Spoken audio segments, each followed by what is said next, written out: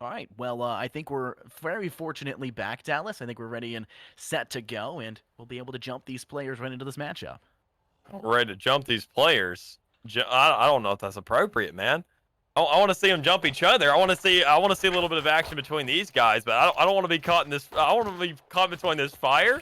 I know earlier you had a little bit of a scrim with the Auburn players at some point today when we were kind of getting all this warmed up, and you're catching a little bit of smoke. But I mean, I have no idea what you're talking about. I was winning at the end of that. Please forget the fact that I was cheating using the observer to see anything. I was I totally winning that fight. Yeah, but it really comes down to this first round, who wins this, and we already have a little bit of a rush here towards the start. A huge rush towards the A side, only to be expected, as we already see Kirito grabbing himself one and a trade coming out, and seeing that wall come into its fruition to some extent for this offensive side to give themselves an edge and a free plant. Yeah, it's a very interesting strategy coming out now for UGA. They do get something out of it. Spike will go down, so at the very least, the extra little bit of, credits in the pocket will be a little bit supportful for them, but it'll be Nosebleed and Zerg who's actually able to find the next two. Auburn and Brain out for the count, and now there's only two players left standing for Auburn. Moving to step in from this link side, not really given the option to do so as the Frenzy in the hand once again, the Zergs are going to be able to take them out, and Rue is just completely trapped now up in heaven, and he's going to be cut down as well. A frenzy of kills and a flurry to finish it off. That Frenzy kills, and a lot of those from the Frenzy itself, the one and the only. I mean, just a great weapon to really work with, especially in the hands of Zerg. I mean, he found themselves 3 kills on that first round, and exactly what I said earlier. When you find yourself a duelist who feels really comfortable during that first round, they really feel like they go ahead and have themselves an edge, and they feel that momentum really building up fast enough for them. They're going to go ahead and go for the rifle in the second round. And the Vandal, not the best case scenario here on Haven with everything being so close quarters, but so long as you can feel your shots, know that you're confident getting those headies. And even then, here on round 2, where you don't have any armor for any of the Auburn players, it's going to be an easy little clip for them. Yeah, we talked about it earlier. You're kind of stuck between a rock and a hard place when it comes to defending on the next. And when the fact that UGA is just going to swiftly rush into sight, there's that Cloudburst and Tailwind straight onto sight, and then there comes the rest of that collegiate strategy of just walking the rest of the 4 players back onto it as well. Thankfully for Auburn, they'll be able to take a step back and actually put themselves away to stay alive just a little bit longer, but your Sova player Schmoovin is currently trapped on short ramp and stuck between quite literally a rock and a hard place. It all comes down to this flank and what he can manage out of it. Not able to find enough shots to really get a kill just yet. We see a lot of players that are lit, and we do see actually Zord go down. So that's going to be absolutely massive because they have to pick up the rifle in the post round now. Otherwise, it's going to be a lot of money off. But I mean, with Kirito being the last man standing, why grabbing himself a 4-piece in the round is going to be huge for them to run off with, especially when Auburn needs to go ahead and grab these rifles now. And when you're, looking down the butt end of losing round 1 and heading into round 2, one of the biggest factors is you got to remove at least 1 or 2 of the rifles out of the hands, or sorry, the SMGs out of the hands of your oppositions. And going into third round, you can buy out and you can have those rifles, but you're still going to be facing a really annoying quantity of SMGs in your opponent's hands, and you don't want them to be there. You kind of want UGA, and this seems kind of odd, you want them to be forced to pick up rifles when it comes to round 3, because then their eco is going to be even further dismantled, and it's going to be even harder for them to attempt that comeback and resurgence when it comes down to round 4 and possibly even round 5. Yeah, it all comes down to the trades and the thriftiness that each team can really pull off. Because when you can get that free money into your hands, get those upgrades to work off of, it gives yourself such a massive lead. But I think with the aggression coming here towards A short, and we do see Bobber grabbing himself the first pick of the round, and the Spectre being picked up by Y, we're going to have a little bit of a follow-up here because he only had a Sheriff in hand at this round. So he's probably saving up for the Operator, I would have to say, because that's just, I mean, it's a Jet thing to do. Of course, at the end of the day, she's the only one who feels extremely viable with it. But it comes down to these shots here towards A, because that's where all the influence is going to come out, and Schmoovin's going to grab a second for the round. You gotta start setting up more utility dumps. Yes, you are expected to lose this round, but it's totally fine to start using some of that utility. You have the extra pocket cash to work with, and they aren't really doing that. I'm seeing no Nebulas being placed to allow for some smokes to go down. I mean, Smoothing is completely uncontested. No sightlines are being cut off, and it's just not exactly what you would anticipate to go for. Now your Sage is trapped in the corner. They're gonna wall out, but Smoothing is going to be able to just continuously spray down that line, and Filet Mignon's gonna be cut in half, just like the steak their name implies. Yeah, that in itself is not going to be something you really want to work off of, and I think that itself, having only 1 man alive, is going to be the Astral player towards A, trying to make a move to some extent, but when you guys move it sitting there with that Phantom in hand, he's going to find a third for the round to go ahead and give Auburn the first point to get themselves onto the board in this rifle round, as we really expected out of them. But this is where the return comes through. This is where we essentially have rifles across the board. Everybody's going to be playing the full game of Valorant now, and it just comes down to which team is a little bit more different. It wasn't a huge expenditure of utility in that round for either side there, Dallas. Mm-mm. It came down to Auburn just winning it off of gun skills. They had a great kill that came through on that open towards A. When they attempted to step through A main, completely shut down. A second player attempted to go through a ramp, short ramp, I should say, and they were felled. And then their Sage player, also attempted to do so and was felled immediately afterwards as well. It wasn't a very well regimented defense or assault. It really just came down to personal gun skills doing what they were needing to do and winning those gunfights. And that seems almost a little unexpected when you've got so much utility ready to use and dump towards your opposition. Yeah, I'm definitely with you there, and I think the move that's going down here, moving towards that B side, is a little bit cocky here for especially the first round where your whole entire team has rifles. Because there's so much to lose here, I would say go for an outside play, choke off the match as best you can, instead of going right here in the middle of everything, looking for a massive fight, as we don't see too much damage going down just yet, but Roof will find himself the first as Y gets himself a trade and keeps it going with the second. And Y is just completely dismantling the Auburn defense, stepping up now only at 9 HP. If their Sage is still alive, you could see that extra bit of help to go through, but not available for them. Instead, it'll be Bobbert who finds the next, taking out Wolf. From the opposing side towards that A link, it'll be Carito taking out Nosebleed. Now you only have 2 players left for UGA. Make it 1 as Zerg's felled by Schmoovin, who steps up and finds him as well. And Rabbit, there's no hiding away from this team. They'll be able to tie it up 2-2. There's so much contention that came down that side. It just leaves a lot to question, to say, what was the thought process when you're going for that B side? When you don't have too much utility, I really feel, to go ahead and set that up. You have smoke, sure. You have a wall, sure. But what do you really have that stalls anything? Where can you really stop these players in their tracks and make them slow the game down and give yourself the opportunity to go ahead and grab a pick? When instead, for the most part, you're really just getting onto that site, hoping and crossing your fingers for the best, when on the highly contested point of the map where everybody can collapse from any single angle, especially with how complex that Haven is, it really just snitches yourself out for the opposition. Well, you did see a very nice position for a Cypher to actually hold that B site. Didn't really do anything besides the tripwire that came through, but unfortunately for Y, the rework to Jet's ultimate is going to make it a little bit more difficult. They'll find one with it, but the right click does no longer refresh when you find a kill. And Greedo's able to quickly get that refract, and when you only have a pistol in hand on your Jet player, she's not going to be that much stronger, and Schmoovin's very annoying shock dart will clean them off quickly. And honestly, even though the Auburn has themselves some rifles in hands, UGA's putting in some work, at least evening out the odds, leaving 3 players here on the field, and you know that you have that Hunter's Fury from the likes of Schmoovin because of all the kills that he's gotten thus far. But, I mean, we're sitting in the exact scenario that you were talking about earlier. Go ahead, find that B site, then find a way to really get a post plant going here towards the outside of the map. But we're just going to go ahead and sniff out Minion, go ahead and grab himself one, get towards the outer edges again. But that spike is still down, and it's ticking down even faster. So you've got to find yourself some shots, and Rue's going to be the one to do that. Yeah, only one player left standing. It'll be Nosebleed, and Schmoovin says, hey, stick that spike. We're going to rush forward and get the job done. They do just that. 3 seconds to spare, and we'll get that defused as well. But thankfully for UGA, they took a lot of rifles at the hands of the Auburn team. 3 players were felled. Their economy should be strong enough to continue to buy, but any sort of deficit for your opposing team is going to be a boon for your side. Take a look at things positively.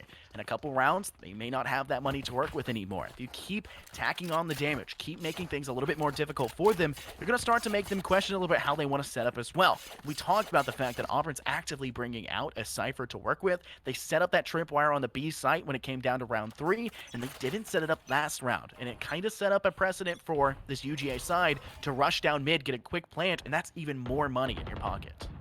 Yeah, I'm definitely with you. And when it comes to setups, we see a whole Bobbert here on the outside trying to set up a huge pick for himself. But why? He's going to be the one to caught out with a very early investment in a Hunter's Fury. I mean, a little bit questioning, in my opinion, but it's going to be enough to at least go ahead and find a pick and get a heal off the board. But how impactful will that be in the long scheme of things? And when you have 2 ultimates still on the field, a Cosmic Divide and an Empress to play with, if you're in UGA's shoes, honestly, I'm smelling it coming out this round. Because, I mean, you want to find the edge, right? You want to give yourself as much to work with. And when you see what Auburn has, it's not too much unless you count Smoothing in the game just yet to grab himself one along with the likes of Kirito.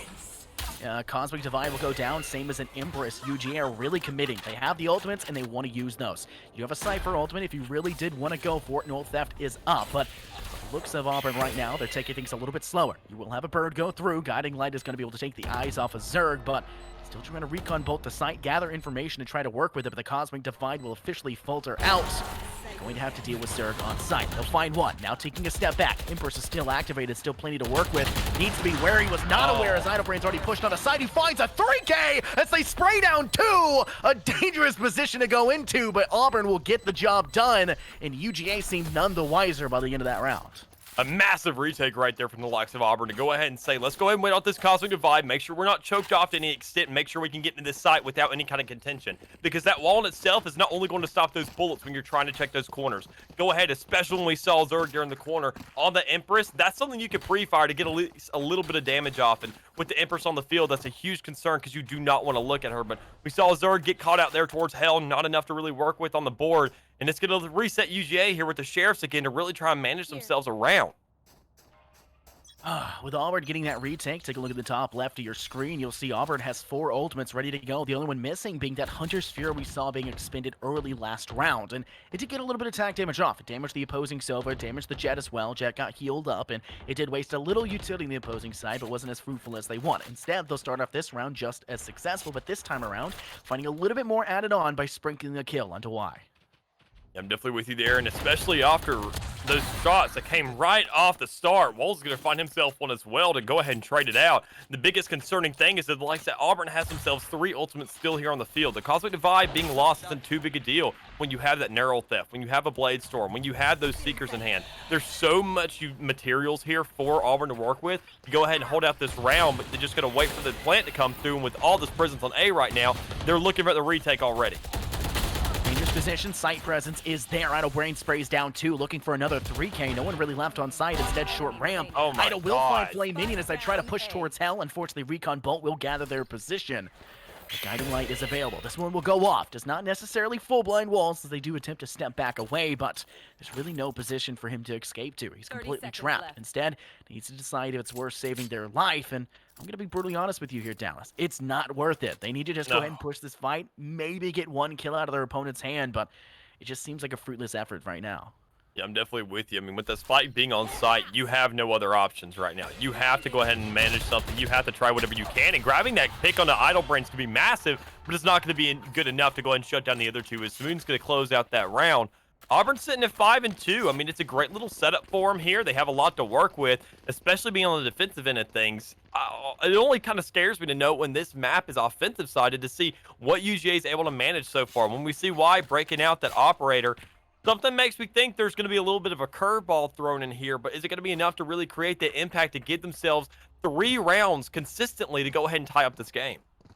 I like the look right now that Y stepping towards with that operator towards C site. No one's really been contesting C site so far, but got another operator on the other side as well. Maybe they will drop. Maybe they'll be able to cut off sight lines, give a few clues away, maybe create a one-way for them to fight through. But Bobber was sitting up on boxes, finds a swing, and there goes the operator out of the hands of the opposition. UGA are going to be forced to take up a wall and revive their teammate. Y will be back in the game, but that's a very dangerous position because there's your second player gone as Bobbert puts another dampening on Wolves and caps off yet another kill. What do we say time and time again as casters? I mean, or anybody that plays Valorant. If you know an operator's there, don't peek it. Just go anywhere else. And when you see Bobbert win the first operator matchup and you're not having a sniper in your own hands, you're even less likely to win that fight. So what are you doing, man? Go the other direction. Honestly, at that point in time, you really just need to be more aware of your own surroundings. And thankfully for Corito, they have a Sky in their team, kind of replacing that Sage play. They'll be healed back up after Corito had taken the kill against the opposing Zerg. But it looks to be that they're wanting to tease towards this mid site. They need to take control of Garage. This is why you do have your Astra sitting in that direction, maybe looking to step forward, gain control, head through window, and then come through Link. But UGA are going to lose another player, and you're going to have Nosebleed lose their eyes to that guiding light that comes through, but they'll still find the kill onto Idlebrain. That in itself, I mean, Nosebleed finding one is going to be enough to put an impact or a dent somewhere, but with Filet, I mean, Yon's still alive here. Having a sense of where players are going to be, but not being able to sniff out Smooth in there in the back, it's going to be a largely cost for them to know that they had an operator that round that was 5,000 invested and to know that they have not dented Auburn just yet. I mean, they've sure needed some rebuys here and there. They've had to stack up on guns to the players that they've lost. But, I mean, just overall, when you look at the creds right now, UGA is sitting at about a reset every other round. Meanwhile, Auburn, you look at Schmoovin, $5 grand to play with. Bobbert, this man is money bags right now. Has 8,000 in hand.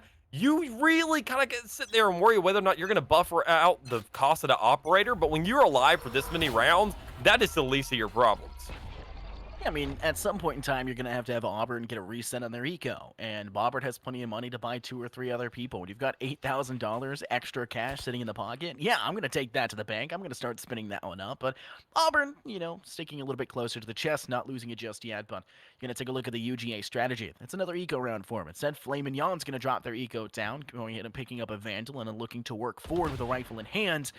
Maybe trying to be their entry player, and it works just as well. Flame Mignon finds one, and will be able to take out Idle Brain sitting inside Garage, and now Seaside's going to be very swiftly pushed forward as that Tailwind does not manage to do much because the very unfortunate Tripwire will cut things off, as well as that Cosmic Divide. Yes, massive. Going ahead and getting at least an ultimate off the field for the likes of Auburn. That's going to be really good here for UGA because they have an edge in mid now, albeit it's only one man, and he does have that rifle in hand now. So Wise going to have that Phantom, be able to play a little bit more aggressive, get here behind enemy lines, and possibly match himself up with Kirito here. With the peaks coming out, I honestly feel like he has Peeker's advantage here, so long as he plays it right. But with Seed now being the move again, Kirito's going to find himself one on the edge, and we're going to be looking at a plant. We're going to have 2 players already here ready for the retaliation, with Kirito finding his second. Dangerous position, does get taken by Nosebleed, who pushes up through long and was able to find one. Flame Minion's still alive, though, does manage to take out one. Felled immediately after by Bobbert, and very unfortunately, the Bladestorm was popped. Don't think it was actually used, so it may still be up for him, but Nosebleed will be able to cap that round off. A thrifty win now for UGA, but Auburn still have a couple more rounds of eco in their pocket to work with, but the operator has flipped to the other side. Yeah, that in itself, honestly, is going to be a big turning tide, but not big enough for the likes of Auburn. Obviously, you can find yourself another round here on the board, but as you said, with so much money in the pocket of Auburn, they can go ahead and rebuy, not only for this round, but the next one as well, without any consequences, because they really aren't concerned. It may not be the most money in the world, because you've lost now that winning streak that you've had for so long, but still finding yourself at least some money to capitalize on, with especially how much you had to work with prior. It's not that big of a deal to him, and I think it comes down to this next setup and whether or not Y can stay alive with that operator and get the same kind of result. I mean, you see a lot of utility being dumped forward. A shock dart did go through for UGA as they attempted to maybe find Bobbert off guard, but able to step back, and instead Alira will be thrown out. And unfortunately for him, that Cloudburst will be able to cut that off fairly well. Aldrone now going out, looking to gather a little bit more information, and it actually does just that, managing to ping out their opposition. And now their Jet's position has been given away, but look at that mini-map. Auburn has already taken a full step back to the side. Unfortunately, no coverage on site, and Bobbert's only going to be able to find Flame Mignon after 2 kills were grabbed. Finds a second now, but Idle Brain steps back with their own. Unfortunately, Nosebleed was there as well. A 2v2 on site, Dallas, and things are looking dire for both sides. When both these players come in from a retake over there on CT, that's the most conflicting thing that you can really think of. And with Rue taking a lot of health in that last fight, that's going to give Nosebleed the opportunity to go ahead and close out this round. Give UGA one more to run with, so long as they can keep this going. We could be sitting at completely even half because Auburn's already locked down that advantage. They said, okay, worst case scenario, 6-6, we're having an even game. But I'm sure they want to double down, find as much as they can, because best case scenario, they could be looking at 8-4 and really doubling it down. I do gotta say, for the side of UGA, this next round looks extremely hot, but you can't just keep relying on one player. Yeah. We've seen that twice now. Nosebleed has been the last player alive, or, at least the player that's ready to clutch up. Found a 3K in that last round, clutched up in the round prior, and was able to step up, be that last kill, and UGA can't rely on the same player to do everything, and instead, we're gonna start having to fill out the roster where necessary. Unfortunately for Auburn, that Owl drone stays alive a little bit too long, giving away the position of their players, but some tripwires are down, and it's gonna make it a little bit harder for them to stay on site. Rush does come forward. Serves looking to step forward. Gets taken out by corner player of Garage. That's going to be Bobbert who finds it. Now taking a step back towards site. UGA are a little bit too scared to step forward, and that shock dart makes waves as it catches 3 in the process and forces the heal to have to come out. Yeah, there's so much going on here and such a large lead here for Auburn just in this round alone, especially the way they shut down an entire approach. You go ahead, get Zerg dead, find yourself an advantage. Flame Mignon's there in the back, not having too much to work with himself. Obviously, you have that res in hand. You want to go ahead and find that round if you can, but it's so risky to go ahead and look for that. I feel like they should just go ahead and cut their losses, say, let's go ahead and cash on that last round, because we can manage something here, but sticking to the C side is just going to dwindle down that clock a little bit too much. With only 35 seconds left as well, Dallas, UGA kind of have to full send and I guess decide what they want to do. Yeah. And Unfortunately, they're deciding Y is somehow able to dodge all of that, but not able to dodge the Vortex and the shots from Bobbert. Bobbert not able to dodge Nosebleed, but Idlebrain does get a very early shot, and Carito caps off this round of 3K all down the line. Schmoovin steals the 4K opportunity, but at that point, who really cares? Auburn are class in that last round and set themselves up to go up at half 7-4.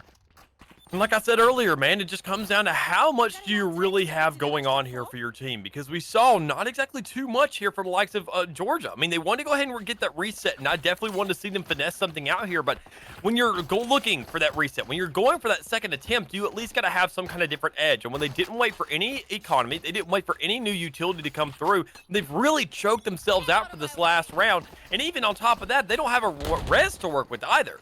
So that in itself, the only thing they're going to be playing with now is going to be this Blade Storm. You got to cash in on Y, finding himself at least 2 kills to pick up these rifles. And with the first one coming out from Zerg, that's going to go ahead and give themselves an edge to some extent, but not the reset they wanted earlier. Cosmic Divide does in fact go down, and be able to keep the sideline a little bit more difficult for them, but UGA are entirely sedimentary on this site. Only one player now towards heaven. That's going to be Yakrito, who finds Wolves with a very nice shot. Easy to line up, and will even the man cat down to 4v4, but it's before Auburn starts to strike once again. Rue takes out 2. Keep themselves going forward. Bobbert's scared to push this corner, but Kirito has the sight lines, and Zerg is sitting on corner boxes. Does manage to find one, needs to find more, finds a third. That goes on to Bobbert, now trapped in hell, finds the fourth, and Rue's taking to the outsides. A clutch for UGA. Zerg comes up big, finally stopping it. Nosebleed couldn't get it done, but Zerg could. Excuse me, but was that a stinger he used for like the last 2? What? Toss 11 finally won. It's just busted. Empress is just busted. It's ridiculous. But honestly, that's exactly what UGA needed. A 7-5 half is not that bad at the end of the day. So long as you find yourself those pistols to work with, you get that force right afterwards, and then you can even out the game fairly evenly. So long as you can finesse, kind of play the game in a little bit of an odd sense, an unorthodox way to go ahead and get the edge on your other guys to find some of those rifles and hit that econ. Even if it's a round deficit at that point, from that round 3 of this half, they're still going to have a lot to play with so long as they can just finesse it right. When you're back in the eco, having to deal with pistols once again, we will see UGA's attempt now on the defense, and obviously quite fruitful for Auburn, especially when it came to that earlier half. They had a big swing of 6 rounds in a row where they just completely left, I guess, UGA out to dry. But UGA took the, advantage in that latter half of that round, taking 3 of the last 4, and started to swing things a little bit back further in their favor. But now Auburn has to decide what they want to do on the attack. Are they capable of taking out UGA's defense? And from the looks of it, they're pushing towards this A site with only 2 players holding strong. And that in itself really leaves a lot to really be figured out, because you know that UGA, they don't have a Cypher on the field, so they don't really have the stops that they want on this defensive side, but they also don't have that Sage to go ahead and guarantee these plays in the early stages. But they do have Rue in their hands. Man's already going to go ahead and find himself a first, find a little bit of a pop-off here, and especially the way he's been performing thus far, Zerg's going to want to come on the site. We're going to see some trades coming out and a little bit of bloodshed.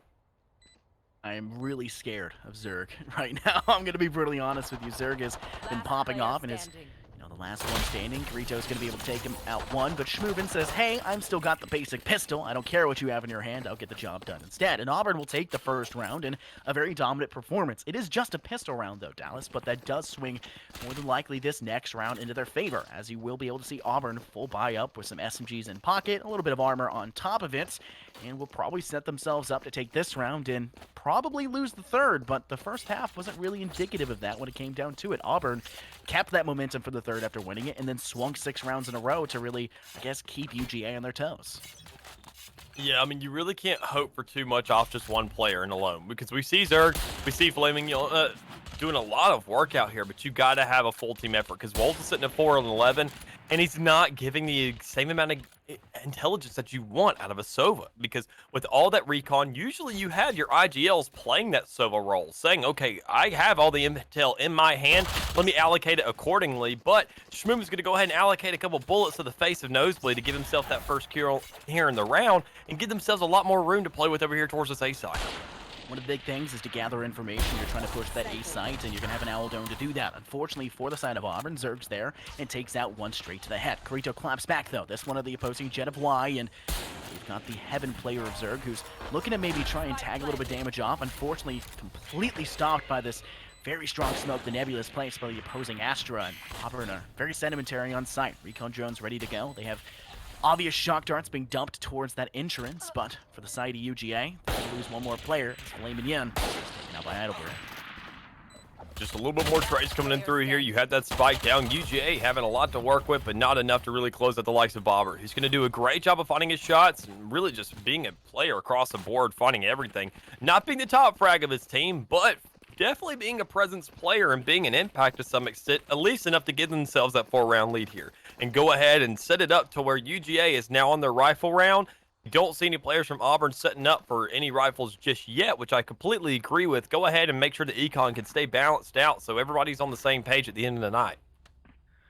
For the side of UGA, they didn't take too many weapons out. They probably took what was expected here, Dallas. I think that was a very successful round for them, despite losing that. No one really anticipates your team to lose that, to win that round, and they're obviously going to start off fairly strong as well. Zerg was sitting inside B, takes one player, the head off of Barber to attempt to push through the window, and it's a swing's going to go through as well. Carito does manage to find one as they rush the garage, but unfortunately for the side of Rue, they're going to be taken out by Y instead. Yeah, and that itself, all these trades coming out across the field, you've got all these trades going on and a lot of presence and a lot of different areas that you really have to consider. And one player you got to consider is Kirito, grabbing that pick on the Zerg there on the outside, not figuring out what's going to go on next. You don't have any heals left. You do have that Sky on the field, but that's a lot to really be cashed out on. When you're trying to get these rotations going through, when you're looking at the A site now, when we had the pleasure of seeing how many players are over there, there's nobody there just yet. But with all this utility coming down, that's going to go ahead and give UGA the role to say, let's go ahead and get there as fast as possible. We got to answer this. Spike is faked on site. It'll be Idlebrain who will move slightly away and will actually finish it off. And is ready with Guiding Light. Maybe hoping to take the eyes off an opponent. And now Dunk does come through and it actually gets him as well. Then allows for Y, sitting up and having to find the kill. Easy, clean headshot for him. Nothing too strange in that regard, but only 2 players now left for the Auburn side. 3 players pushing forward. Wolf makes it now just one. A Schmoovin is able to be removed, and unfortunately for the side of Auburn, it will not be a 10th round to their name as Wolves caps off yet another and give UGA another round to a 9-6 scoreline. I'm not going to say that's the best round in the world for the likes of UGA, but to go ahead and win it itself, that's at least something you want to ask for. Go ahead and cut off Auburn before they get to that double-digit checkpoint I like to mention so many times. When you're sitting at that 10-6 lead, that would be too much to really think of. When you know that they are closing in here towards the end of the game, they only have 4 rounds remaining to really close this out, but with you, not enough players really losing those rifles in that round for UGA. You have 3 of those players. You have a majority of your guys still standing with that huge arsenal in hand, so you're not really too scratched up just yet. But it comes down to the return here. The buys are going to come through as well and finding an answer to some extent. But UGA winning that round is enough to force. We just got to see him make the most of it. We saw a huge lack of seed last game, or last half, I should say, Dallas. And I like the fact that Auburn's looking to step towards it. They dominated C last time around. Obviously, with the operator in the hands of your jet player, they were able to take control of the situation. The opposition, though, could probably clap back in their own regard. There is no operator on the board for either side, so you do have a little bit of a safety net to push forward, but we saw how that funnel worked for Auburn on the defense. UGA now have that advantage, and if Auburn can pick up 1 or 2 frags like I did just now, they'll be able to set themselves up to actually push towards that site, but they could also use it as a bait. Notice that for Auburn, they're leaving their Cypher player over towards that A site. They'll pick up the ult orb as a great way to charge up the ultimate, and they'll probably just bait towards that C site and instead decide to push towards B or A. Yeah, and the thing about this here is UGA, they're going ahead and making a rotation. I mean, look at this. You got 3 players going across the map. You have the Astra player out there towards the outside, but is that going to be enough stop if the whole entire team decides, yo, let's go ahead and rush in on here? But it looks like C is going to be the same spot to go to, doing a lot better than we saw UGA on the offensive end to say, we can go ahead and hold this down. Let's go ahead and rush it out, make the most of these seconds, have the Seekers on the field to go ahead and give us the intel and know how close these players are. And it looks like with the retake coming in garage, that's going to be Auburn finding themselves a bigger lead to work with. They're just getting a little bit too aggressive there, Dallas, and that's going to be the fruits of their labor. Auburn are able to step up, find themselves 2 more kills on top of it. Wolves did find 1, but it was not very long for it. Very short-lived situation. Immediately fragged back, and Schmoovin would cap off that round with 2 to his name and take Nosebleed out at the last few moments. That finally brings Auburn up to that 10 board, and they get up into the double-digit margin, and now UGA are probably going to have to be worried a little bit about their money. They have little to nothing in the pocket. Maybe that tuition was a little bit too high for them, and now they're stuck with little to no credits, only pistols in the pockets, and they're going to have to wait another round, probably giving Auburn that 11-6 scoreline they're looking for.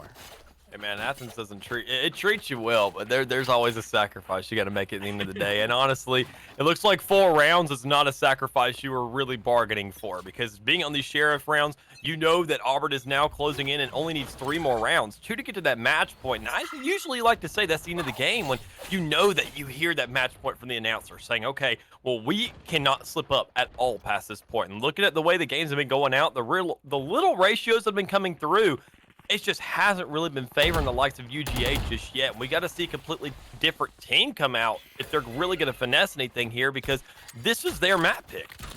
Did you just say ratio? Hashtag ratioed on Twitter? Did you just ratio them IRL inside Valorant? I always ratio. Well, it is what it is. Auburn attempting to step forward. A bit of a firefight when it comes down to mid-game play, and your opposing Reyna player is going to take the brunt of that damage. And so Auburn are seemingly coming with the better side of that position. And now for the side of UGA, they're going to need to bring their stage player back, giving the opportunity to maybe go for that heal, but instead they're all going to rush back. The Reyna will get healed back up, and in fact, the UGA side are going to go ahead and rush back towards that defender spawn and kind of hold C a little bit further back. And I think for Auburn, they're kind of aware of that position as well. You got your Sky player looking to step in towards Garage. One player is sitting inside corner. They shock darted that earlier, which gave them the option to step forward, and now Schmoovin can watch that big window in Garage to hopefully cap off the opposing Silva. Yeah, and that in itself, the way it's getting played out, the Cosmic Divide coming through is going to be a great little setup, especially when you have Smooth in there on the outside. And Zerg getting shut down so quickly from Bobbert, even after popping that Empress. That is going to be a massive stinger that you do not want. And look at Flaming Yon here on the outside. He's going to be the one last player standing to really give themselves a chance, because you got to get this return. And with nothing but a Sheriff in hand, it's not looking pretty good. Yeah, it's high noon somewhere in the world, but I'm sorry to break it to you. I don't think it's high noon right now for UGA. I think we're both in the same time zone, or maybe they're an hour ahead. Who knows? I'm not really good with time. They're ahead, but, you know, it's still not all that close.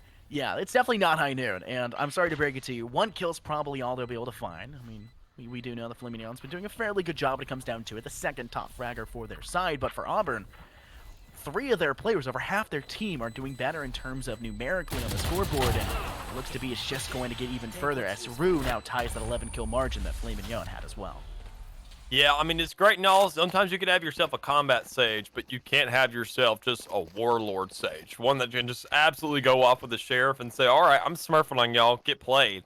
That we just don't see Flaminion being that guy just yet. And maybe it's not his map, honestly. Some people don't play certain maps. Some people don't feel out certain maps. I mean, obviously, being just a good player is going to transition well, but we just don't see enough strats, I feel, generally, out of either one of these squads to really show that they've practiced this place a little too much just yet, because we see a lot of just gunfights that are being won. We don't see too much of an edge that comes out from utility. We just see Smoothing going off and finding himself the first kill of the round. I'm sure his combat score is going to be massive by the end of this.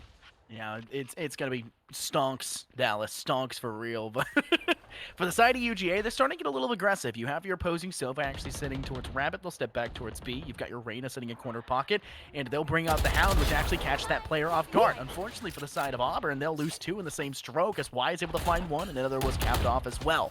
Zerg will be given the time to step back from opposing assistance, and also be given the option to go for a kill on top of it. Now Auburn's left with 1 man standing. Flaminion did not like the fact that you trash-talked them at the end of last round and says, hey, I'll find one of my own. Spread it just a little bit further, and UGA are spreading themselves very wide and going very aggressive against Rue, who's the last man standing. Tripwire will get triggered, but, I mean, the time is nigh. Completely closed in on all sides, and Flay will find the last.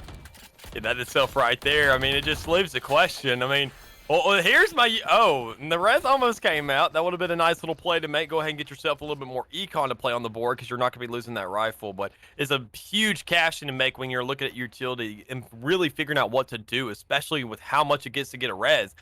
I don't feel like so long as UGA goes flawless past this point, you're not going to find another res to play with. And I feel like a post-round scenario is not the time to do it when you see that Auburn is the first time really looking to not have a full arsenal across the board. We see Nosebleed is going to be running that Spectre. It's not the biggest inhibitor by any means, but it's going to be enough to really kind of mix something up here, because it's with the shots coming here early on, it's going to give themselves somewhat of an edge to play with. For Auburn, I think they're kind of predicting where UGA may lie, especially when it comes down to their eco, saying, hey, maybe they aren't full up, right? Maybe they're kind of lacking. And that's kind of true, right? You did mention Nosebleed not being able to full buy a rifle, and maybe that's why they kind of wanted the res. But the res was also nowhere near the person who had the rifle. It had been picked up elsewhere, so it wasn't really a strong decision. It would have really been strong anywhere to go. But you do hear it's going to be a very strong punch of spirit coming out from Schmoove, and he's going to try and get one player towards Link. Does not manage to get any damage off on them, however, and it's still a 5v5 post-plant situation coming up as Kirito's looking to get the spike down and will complete it going forward, but Nebula is being dropped in the Vortex. It was just a moment too late to get the job done. Now, he did grab his at least one shot on the Zerg there, but is that going to be enough? Because knowing that you can get those heals out in the field, we already see enough to come through to really work off of. Wise pick right there is going to be the big thing that really goes through, because finding a second is going to be massive. Dropping on the 2, getting his traded out of his own. Zerg and Falace going to be the one to close it out. So knowing where this last player is, Idle Brain's going to be the last to fall for Georgia to find themselves another round here on the board. 11-8 is going to be the matchup. Yeah, Georgia just capped off. I mean, they swung it aside. They owned that side. That was entirely Auburn's to lose at that point in time. And UGA said, nah, this mine. We ain't letting this go anywhere else. And that's exactly what happened. Phenomenal retake. Great position. UGA put Auburn in their back pocket. There was nothing else there. And in fact, Auburn's going to go ahead and take a timeout. They're going to say, hey, we need to take a second to sit back and talk about something. I don't blame them here, Dallas. These last few rounds haven't been really what we've been seeing from Auburn. And it's strange to say because it's only been 2 round losses in a row for them, even though they had just found 2. But it's not been strong 2 rounds for them. And now they're going to be looking down the fact that they're probably going to have to eco for this next one. Maybe they put 1 player to buy or 2, but they're going to have to eco to bring things even. Yeah, I'm definitely with you there. I mean, I feel like not only kind of exactly what you mentioned, it's not only just 2 losses, because that in itself, okay, 2 rounds. We've seen that so many times over the course of this game. Who really cares in the big picture? But when it's that kind of a loss, when we see them still having 3, 4 players, almost a flawless what it looks like on both of these rounds, that's really concerning to say, all right, what happened to us? Like, what did somebody DC, or is somebody's ears plugged up? Well, let's go ahead and take a minute to grab the Q-tips and do what we can, because, I mean, something out here ain't right, and it's not looking like what we're typically been doing over this course of this game. And I think it comes to every single site besides B and C, because right there, UGA, they didn't do the best job of defense, I'll completely admit, so far, but that offense is really what we want to know. I mean, they didn't do too well over there towards the C site, which you mentioned earlier, but we see them doing so much better retaliating on that A site, and I don't know why Auburn's going to be going for it once again. Maybe it's because Auburn's been doing a fairly good job of finding an early pick with it, but in all honesty, it's like you said, I don't get it. I don't understand it. It doesn't make much sense for them to continuously do that. And for the fact of UGA, that was a very smart recon ball. That gives away the position that there was 1 or 2 players sitting inside mid, holding towards this haze bale. And for the side of UGA, they need information because they didn't pick themselves a very strong, I guess, lineup to gather information. They only have a recon bolt to work with. They didn't pick a Cypher. They didn't pick a Killjoy. They have no other way to gather that information than to face check these corners. And Auburn has not really been letting that slide. They've been finding the first pick, and I think the majority of these rounds, if we had a stat book to confirm that, I'd love that. But Auburn have been just finding every single first pick they can, and it's been up to UGA to play on the up and up with a man down. Yeah, and speaking of man down, I'm really hoping to see why just down a man here on the edge. But Smooth's actually going to be the first one to go ahead and close out a kill on this round. And towards the middle of the map is going to be a really influential one at that. To know that you get a little bit of intel off. You get a transitional agent who's going to be there for either one of those sites. Wherever you need him, he's going to be, especially that Soba, he's going to have an influence no matter what. So with the Blade Storm out from Bobbert, that's the biggest thing I'm scared about, because he's especially taking advantage of that space that they've made towards the middle of the map, and could possibly just come in with the flank and absolutely go off.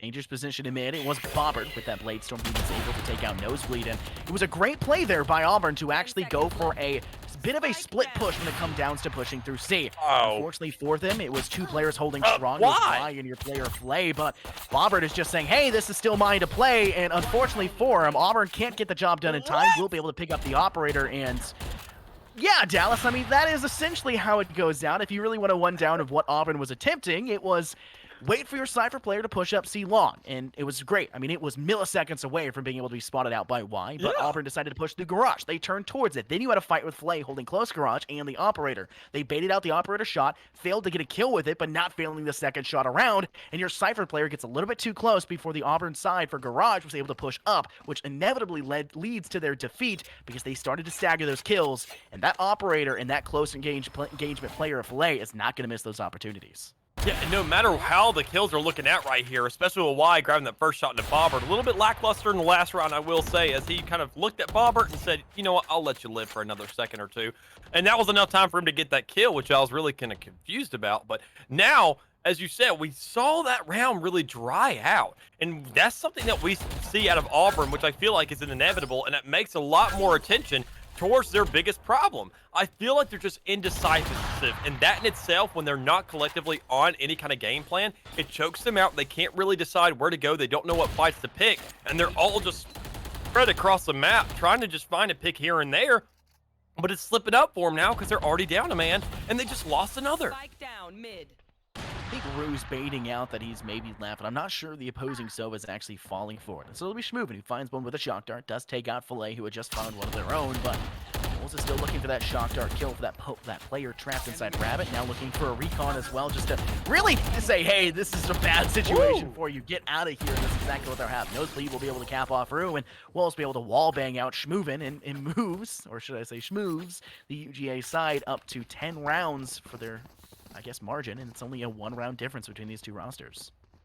Damn. I mean, honestly, this is a completely different squad than what we saw earlier. I'm going to be quite honest with you, man. I mean, I don't know if it's more just Auburn falling apart or UGA clicking. I think it's a combination of both, which makes every single one of these rounds be such a massive difference. We have seen it be a 4-man survival every single round ever since for these past 4. And with so much econ to work with, they are now the ones that are money bags. They have a lot to play with. Why stayed alive for now 2 rounds can cancel out all the funds that he's gotten from that operator because of the weird round we saw earlier where he died, but they still won because the timer just ran out. So look at Auburn go for this A move.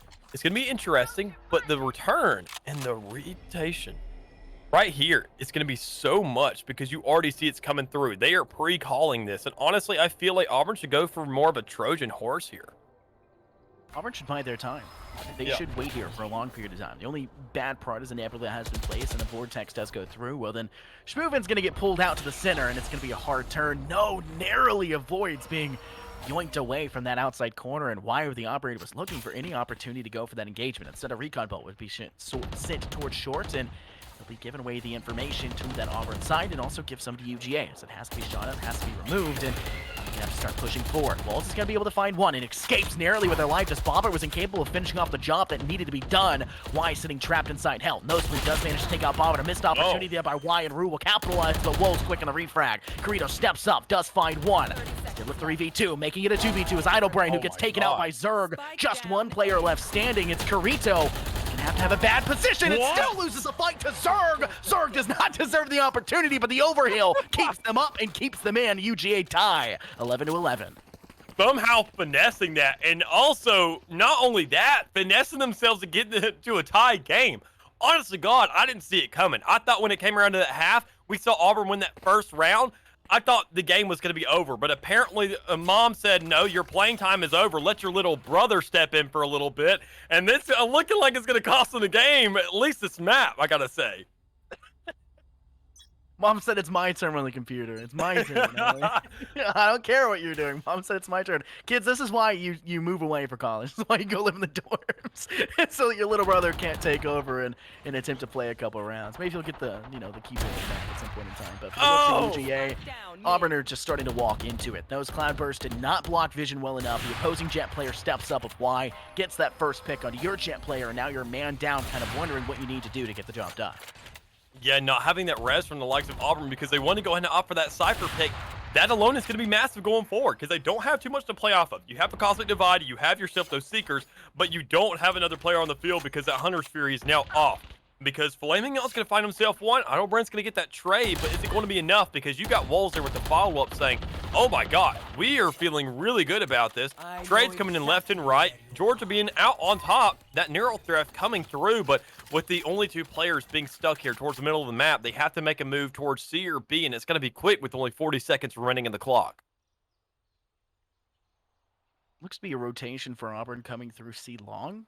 I mean, this isn't a bad place because you only have to deal with one right now, but you've got the jet player of Y who's actually holding inside mid. Instead, Nebula being over towards that A side. If you Cosmic Divide towards A, it kind of leads you to think, hey, go towards A. And you see that. You see the side of Nosebleed sprinting over to hold, but Zerg is not phased at all. Completely tags off Rue, who now has to step away, and it looks Carito's going to go ahead and say, I'm just going to save this gun, take a step back, sit and spawn, and I guess twiddle my thumbs, because there's no way this is happening. I've already expunged my ultimate. Cosmic Divide has been used and completely underutilized, but in all honesty, Dallas, we brought this up when it comes down to that, intermission thing we had at the very beginning. Yeah. Not enough players in the collegiate scene use their ultimates in good timing, and I called a 4v2 situation, and you see in VCT, those 2 players will still pop ultimates. And unfortunately for them, they apparently don't have the skill level of those 2 players at VCT and just couldn't get any kills and step themselves in any sort of dominance towards site.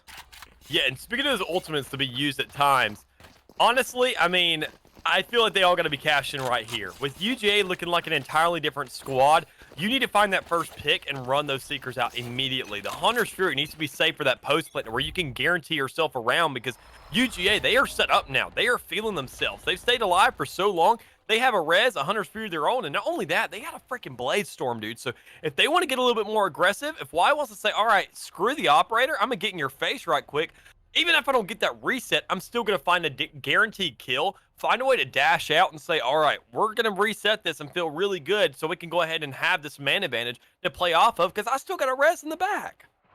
They can make mistakes, right? They have the room to make that mistake, and unfortunately, a very unfortunate mistake will occur. That's why he's just getting a little bit more aggressive, and for the side of your Auburn players, they're just not able to pick up anything off of it. Instead, Empress will be gathered from Zerg, who takes the kill into Rue, who now can rush forward. Trailblazers will go out, reposing Sky, but Auburn are looking down the butt end of a very unfortunate round. Recon Bolt will go through. Gonna throw out a Trailblazer, maybe looking to catch some guys' eyes off with the guiding light, but that Hunter's Fury has to come out from Schmoving, because if they don't get this off, there are more ultimates on the UGA side. You're going to have no other time to do so, and this round looks fruitless. Why is that Lear range so freaking big for no reason? Like, it literally can throw it out and it covers an entire thing of C long, but if we're talking about long shots right now, we're looking at the Hunter's Fury trying to get a kill of its own, but Auburn is only down to 2 players. It's a really desperate attempt, but Schmoving actually managing 1 and getting Zerg traded out. He could play this out and be the clutch player to bring an overtime into the game, but he only has 13 seconds to do it. Has to get the spike down or has to get these kills, and with the setup here and Flaming Yawn trying to get the edge, he's going to lose that fight for a 3-piece. Bad spot now for UGA. They're stepping up, but you got your player who just tailwinded on a sight, missed every single blade. That was probably the saddest thing I think I've seen all afternoon. Why? Why? Your name is a perfect representation of what we just saw. How do you miss all of those blades? But it doesn't seem to matter for him. UGA will take the win on a huge comeback, a big up and up. 6 rounds uncontested. And Auburn, unlike their football game this Saturday, were incapable of actually finding that last bit of effort to push things further to their side. And very unfortunate for the Auburn side. They will be able to head over to map 2 now, though, which is Icebox. And from the way that we saw it, Auburn was a team that was a little stronger when it came down to winning engagements on the defense, and they had a way better kill differential when it came to being on the defense. But on the offense, once UGA got their number, they had their number. There was nothing else there, and Icebox is severely attacker favored. It is a map that is super gun and heavy. It's super difficult to play as a defender, and Auburn are not going to be given the room to play that. Yeah, I'm kind of with you there, and honestly, you stole my joke, so I kind of hate you for it. I really want to sit there and be like, you know what?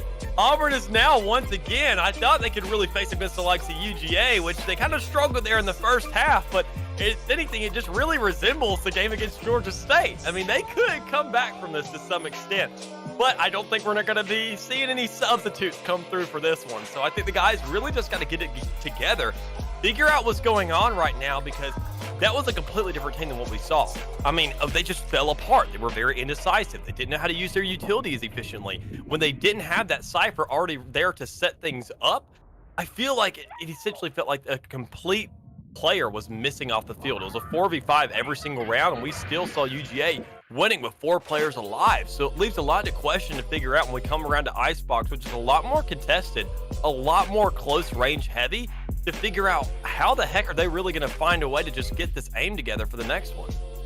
Yeah, well, we'll definitely have to figure out how Icebox is going to go. But that's going to come after a very short intermission between these two maps, probably roughly 4 to 5 minutes to give the players and those casters a little bit of a break. So make sure to stay tuned. We'll jump into a quick intermission in between.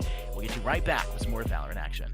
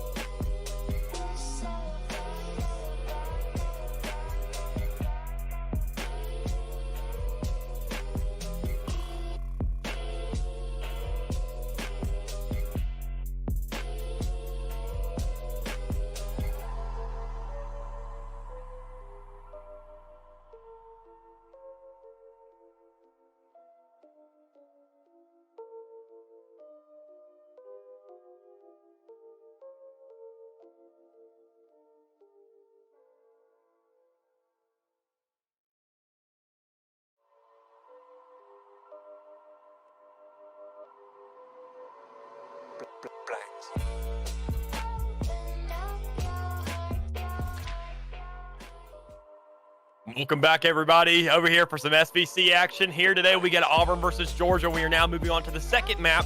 That will be Icebox. Joining you here today is going to be myself, Nick, with no L's. And then we got all Infernosis here to the right of me.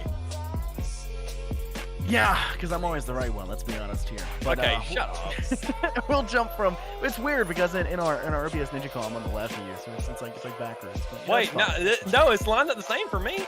It's not for me, that's strange. Okay. But it just puts us on the left. It just puts your camera on the left. Nah, it doesn't really do it. It's weird. Either way, it doesn't super matter. We're going to be heading over to our second map here for this UGA v Auburn lineup, and it's going to be Icebox, a very interesting map, one that we had talked about, before the first game, saying it was very TDM style. It's very aggressive. Attackers have a huge favor when it comes down to it, and it's not that shocking to see attackers make like a 9 or 10 round comeback when it comes to their half, because really and truly this map is extremely favorable for an attacking side, and I wouldn't be shocked either to see a Viper come through and to wield that super egregious Viper's pit to lock down sides.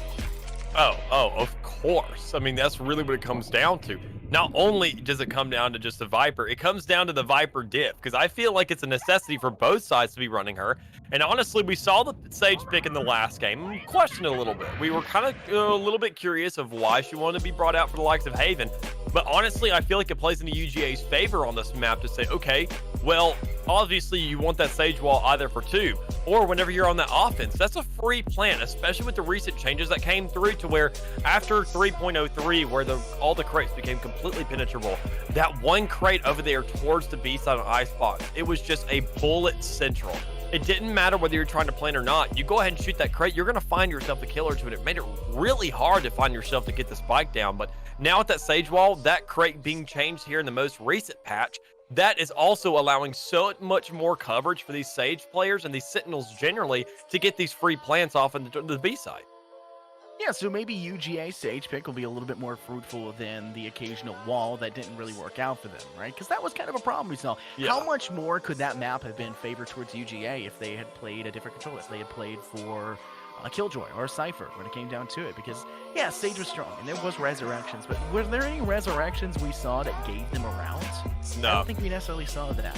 And yeah, you can prep for it. If the opportunity arises that will give you the round, then yeah, it's there and ready for you. But we didn't see any opportunities for that. In fact, your Sage player was playing a little bit too aggressively when it came down to it on the defense and the attack, and were losing their life first on a lot of those engagements. Flay did an extremely good job as a player. Their utility usage was fairly alright when it came down to locking down with those walls, but I didn't see as much of a usage when it came down to their AoE slow. I didn't see a huge expenditure when it came down to placing those walls on a bit of a defensive tear and even on the attacking tear. If you're going to push up C, if you can get that first pick on C site, which they failed to do on the attack, against Auburn. If they can get that first pick, though, they can lock down Sightline over towards Garage with that wall, and it buys them like 15, 20 seconds spare time to, I guess, completely avoid and set themselves up to maybe retake and hold on to that site and defending against that Garage entrance. Yeah, I'm definitely with you. And when it comes down to this map on Icebox now, there's a much different flow because we're not going to see too much when it comes around to the middle map. You're going to see a lot more kind of edginess going on here. You want to find yourself either on one side or the other because there's not a site in the middle of the map. It's more of just an incentive for rotations or finding yourself a little bit of presence of a flank or something of the likes of that. But honestly, I think it really just comes down to these first couple rounds and especially the gunfights on the A side because not only do the defenders want to go ahead and lock down B, I feel like at the end of the day, Icebox is such an A-centric map because it's so close quarters. You're trying to be the defending side to go ahead and force the attackers to go to B, to say, we are winning these close quarters engagements so consistently, go ahead and go somewhere else because this is not going to work for you because if we have all this close quarters utility, like we see out of a Killjoy Nanoswarm or something of the likes of that, or as Viper Snakebite, any of those would literally melt your health and you just can't play off of that. Yeah, so I guess one of the biggest questions is now that we're going to see who's necessarily starting off in the attack and who's starting off in the defense. I think that information that we had gathered prior was that UGA will be defending first when it comes down to it. So Auburn will be on the attack, and that's kind of a big notion for it as well. We'll jump straight over to the agent operator screen, so we'll get into a little bit more depth of what we may see going forward, and I think it's going to be a Viper. And we do in fact see that Filet Minion has picked up that Viper. Same thing with Schmoovin, so we've swept over, no longer having a Sage for UGA, and no longer having a Sova for the Auburn side. Ooh, but one thing I'm saying, I'm really sick and tired of these players messing with me, dude. I want to see KO or I want to see I want to see, obviously it's a joke. I want one of these guys to pay the price and accidentally click the lock in button where they're like, oh crap, I didn't mean to do that. Honestly though, it would give us a show because KO, I feel like I mentioned him time and time again on all my other streams because I love what he is. I love him as a player. He's such a different character. He goes ahead and shuts down so much utility. And even that ultimate, it's essentially a second Empress. But instead, it has a resurrection to it instead of you just being never able to die. So really what's being brought out here, a little bit more of a static thing, like we said, from the likes of UGA. Same setup as last time. And instead of an Astra, we're going to see that Viper. And it really comes down to Wolves, whether or not he wants to run that Sage, because we do see Nosebleed running it this time. So it's a little bit of a switch up for the players, but it's still going to be the same comp to some extent. But Auburn going with that Killjoy, that's going to be the big difference maker. And especially with that Sky coming out again from Idle Brain. He was a big player in the last matchup. It just comes down to whether or not he can be just as consistent in a much more close-oriented map. Breathe that cold, fresh air in Dallas. I would love to. Coming through. Yeah, it's hot in my apartment, actually. We all live in the South, dude. It is hot as heck down here. it really is some BS. I think we live more northern than almost everyone here. I would assume so for Auburn because we are much more than them. Is Georgia's university in South Athens? Athens? No, it's around the Atlanta area, but it's still not as close to the line as we are. All right, so we are in fact a little bit north. So maybe, I mean, it's been getting cool recently though, Dallas. I mean, it's been a nice 70, 80 degrees outside. It's not been too bad, but it's still really hot, and I really do need to turn the AC on in my apartment. But I'll tell you what, we're about to see get hot and spicy. It's gonna be this UGA and Auburn side facing off, and it won't be enough to melt the ice, but I'm sure glad to see how Auburn's going to face off here on the attack on this very attacker-favorited map, and how well can they hold on the defense. I really don't know if it's too attack favorited, to be honest, at the end of the day. Depends on where you're pushing. Yeah, it really also comes down to the setups that are coming through, and we just don't see too much of a pre-game setup for the likes of UGA here, but we do see a couple shots giving themselves that edge to play with because Bobber's already going to be sitting at half, forcing a heal out, allowing themselves to go ahead and say, all right, we need to make a reset, but middle map, you have so much presence there. They've literally choked up, and look at this Viper play. He is going all the way into kitchen right now, possibly able to grab himself 1 or 2 kills so long as Schmoovin can get the right spots. And he was the impact player last time, but Wool's going to grab the pick onto him and get the swing. Very nice first pick, and a second one will follow as Zerg's able to take out Rue. Now Auburn are 2 players down and really need to figure out what they need to do. And unfortunately for him, losing Idle Brain's not something you really want to do. Instead, he'll have the player of Dex, who's able to step up, get that spike planted on A site, and now you've got a very bad 2v5. And when you do have a Sage, you can get some heals going, but it's not going to matter for much longer because Bobbert's taken out by Filet. Filet's going to be immediately refragged back by Carito by Dex, and Dex is not very long for this world either, as Zerg's able to cap them off, finish off this round, and give UGA round 1, which also probably swings them in favor for round 2. Honestly, the one thing I gotta say I'm really confused about is imagine not having a finisher on your pistol. Like, seriously. I mean, you have the Sovereign pistol and you don't want to grind out the Radiant Not all of Knight? us spend $400 on this game, and also not all of us go to the University of North Alabama like we do and have extra money out of their pocket from, not having a high Tuition that's about as as cheap expensive for of a tenant tuition. farmer to be able to afford. But, that's okay. That's okay. Not everyone gets paid to talk over a video game, Dallas. Okay? That's fair. All right. That's fair. That's fair. We're not getting paid for this though, so that's okay. That's Who a cares? fully... I'm getting paid and getting to That's what enjoy I'm an saying. Auburn game. Honestly, This is a good I'm getting weekend paid- for me. I'm enjoying the Georgia game, bro. We up the map right now, but we got to see Auburn come back and get themselves a little bit more to play with, because right now after that first round, things were going too hot for him, and you already see Idle Brain taking half of his health off the board. So that itself is going to be really intimidating, especially when they're trying to go for the A site once again. Something that's going to be really heavily contested when you see Zerg there sitting with the Vandal ready to prowl. Oh, damn position. It's going to be very difficult for the side of AU to figure out what they need to do to swing this, because you're going to have to deal with a lot of the weapons that are in hand of this UGA side, and when you're hearing that sniper go off as well, it doesn't deal that much damage. It can definitely be a thorn in the side, and they're just going to be able to get healed right back up, and White's able to find one with that little bit of extra assistance. Make it a second now, finding Idle Brain, and the damage continues to go forward. He finds a third, and Flay will be taken on by Bobbert, but it does not seem to matter for much longer. Bobbert is the last man standing. It's not for much longer. UGA completely swing this round wide open with a very nice flurry of kills to start things off, but that's neither in hand. Yeah, and not only just that, when you see Bobbert towards the middle of the map, he's just not around the spike. I mean, I feel like there's a little bit too much like big brain plays trying to go on here, that they're just giving up the small things for UGA to go ahead and play off of that. And especially in that last round, they're going ahead running an econ. They still have pistols in hand, so you're not really freaking out about that loss by any means. Honestly, when it comes around to round twos, sometimes it's better to let these teams just completely wipe you, so long as you can find a plant, because they're not going to go ahead and drop those weapons just to buy Vandals and Phantoms. But if they all end up dying, or if you have most of your guys dying, they're going to want to go ahead and make the trade out to give themselves enough of an edge to really play off of in the next one. And we see the only edge that's coming out right now is for the sides of Auburn, and the only one who can really answer that's going to be Zerg. I don't really like what I saw there from Idle Brain when it came to everything before that kill. The kill was clean. Getting a nice shot off, does manage to take out Zerg, and now a second will follow through onto Y. But you went for that guiding light and blinding a little bit too early, in my opinion. You weren't really there to actually play off of it, and so you had to kind of pick it a little bit more dangerously. And it works out for you, but you could have played that more to your advantage. Instead, Auburn will be able to find a third. Bobbert does take out one, and now only two players are left standing for this UGA side, Filet and Wolves, and they're going to have the world on their shoulders. Only SMGs in hand for Filet. There's no weapon in hand besides a Ghost, and it's going to have to try and sneak up on the opposition to, I guess, really get the job done. Yeah, and I think it really does come just all down to this flank. That's going to come from Filet, because, I mean, when you see Wolves, the situation he's sitting in, the shoes that he's in right now, just being on the outside, not really having too much to work with. You know that the strafes are coming out. You know the shots are coming through, but Schmoovin has a much better artillery in hand. He's going to go ahead and find that pick, and Filet's just going to work for a little bit of exit frags, because if he doesn't die here, he's not going to make as much money. And with the Flawless coming out, only expected from the like of Dex to go ahead and close out this round, Auburn's going to find themselves on the board here on their first rifle round. Well, nothing too shocking to see necessarily for that, but the biggest factor is going to be how can Auburn continue to keep the presence rolling. And for the side of UGA, they'll have pocket cash, aplenty, as you see Y is able to pick up an operator to work with, which is an extremely strong weapon. I think we saw how strong it was when it came down to last map, where you saw the side of Auburn be very successful locking down that C site, and then for the opposing side, when you did see UGA attempt their defensive presence, they locked down every site. The mobility that Y brought to the table was unprecedented, and really set Auburn up for a whole lot of hurt when it came to pushing those sides.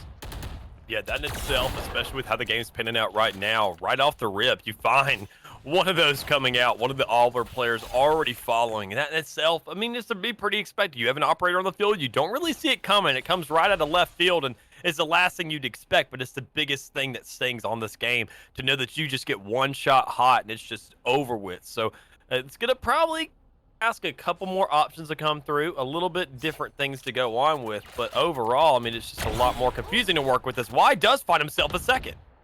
Yeah, Zerg's able to cap off and is able to take Schmoovin off the board, and Auburn will stop the hemorrhaging ever so slightly. They'll find one, but Nosebleed is very quick on the return, and it's just Dex standing in bottom mid waiting for an opportunity. They will go for the res. It's not going to matter. Didn't really have much to go for. Sorry, not the res. And it's going to be ended off by Filet finding that kill. Filet was one of those players that we saw in map 1 that was a little lackluster when it came down to a couple of the rounds, but has already had made their presence known. I believe that's 2 round-ending kills in a row. I mean, they were able to cap off round 2, and they were able to cap off round 3. So the 2 last round wins we've seen for UGA have been finished off by Filet, who's able to step up and get the job done.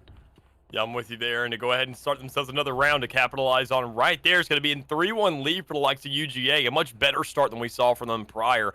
Being in Haven, they didn't have too much, and they really had to rely on a comeback, but they're just creating so much breathing room to play with right now. With all the shots that are coming through, the stops that are coming out instantaneously, there's really not enough to really work with. But we do see UGA having 3 ultimates now. Zerg's going to go and have that Empress. We're going to have a Viper's Pit ready to go. And we're going to have a missed shot from the likes of Y to go ahead and get themselves a little bit more to play off of. And an immediate push coming out from the likes of Auburn to say, let's get on here.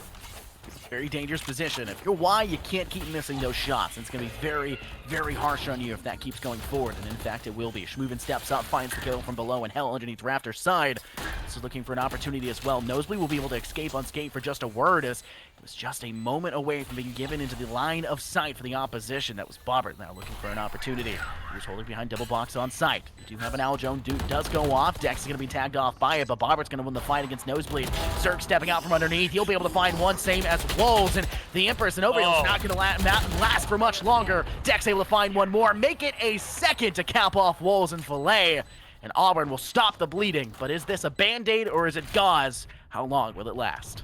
And that, I think I'm in the same shoes as you are, man. It really just comes down to that. The plays to come through, I think it was just a lot of lucky shots and engagements coming through and playing in Auburn's favor right there. The contention that came down that site, UGA was a little bit sloppy when it came around to the answer. They didn't find themselves the right angles to work with, and they didn't use a lot of utility either. You did have the Empress come out on the board, but it just wasn't enough when Zerg couldn't hit his shots. And when he's playing in these close quarters environments with that Vandal, having an Empress, it doesn't really help you all that much because it does give you that better fire rate. But I mean, a Phantom sometimes is the better option when you essentially have an SMG that does the damage of a rifle. Dangerous push now going towards B.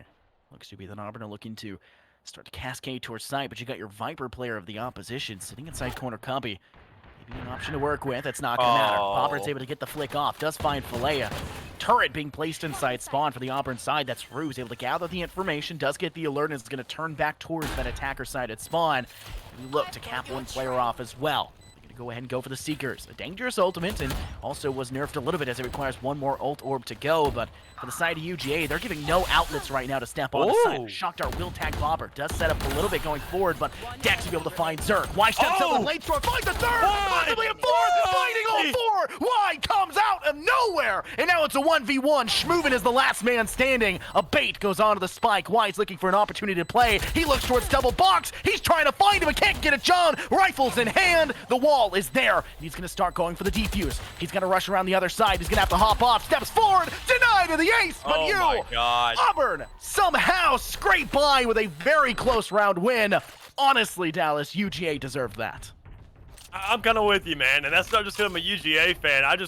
Honestly, at that point, screw the bomb, dude.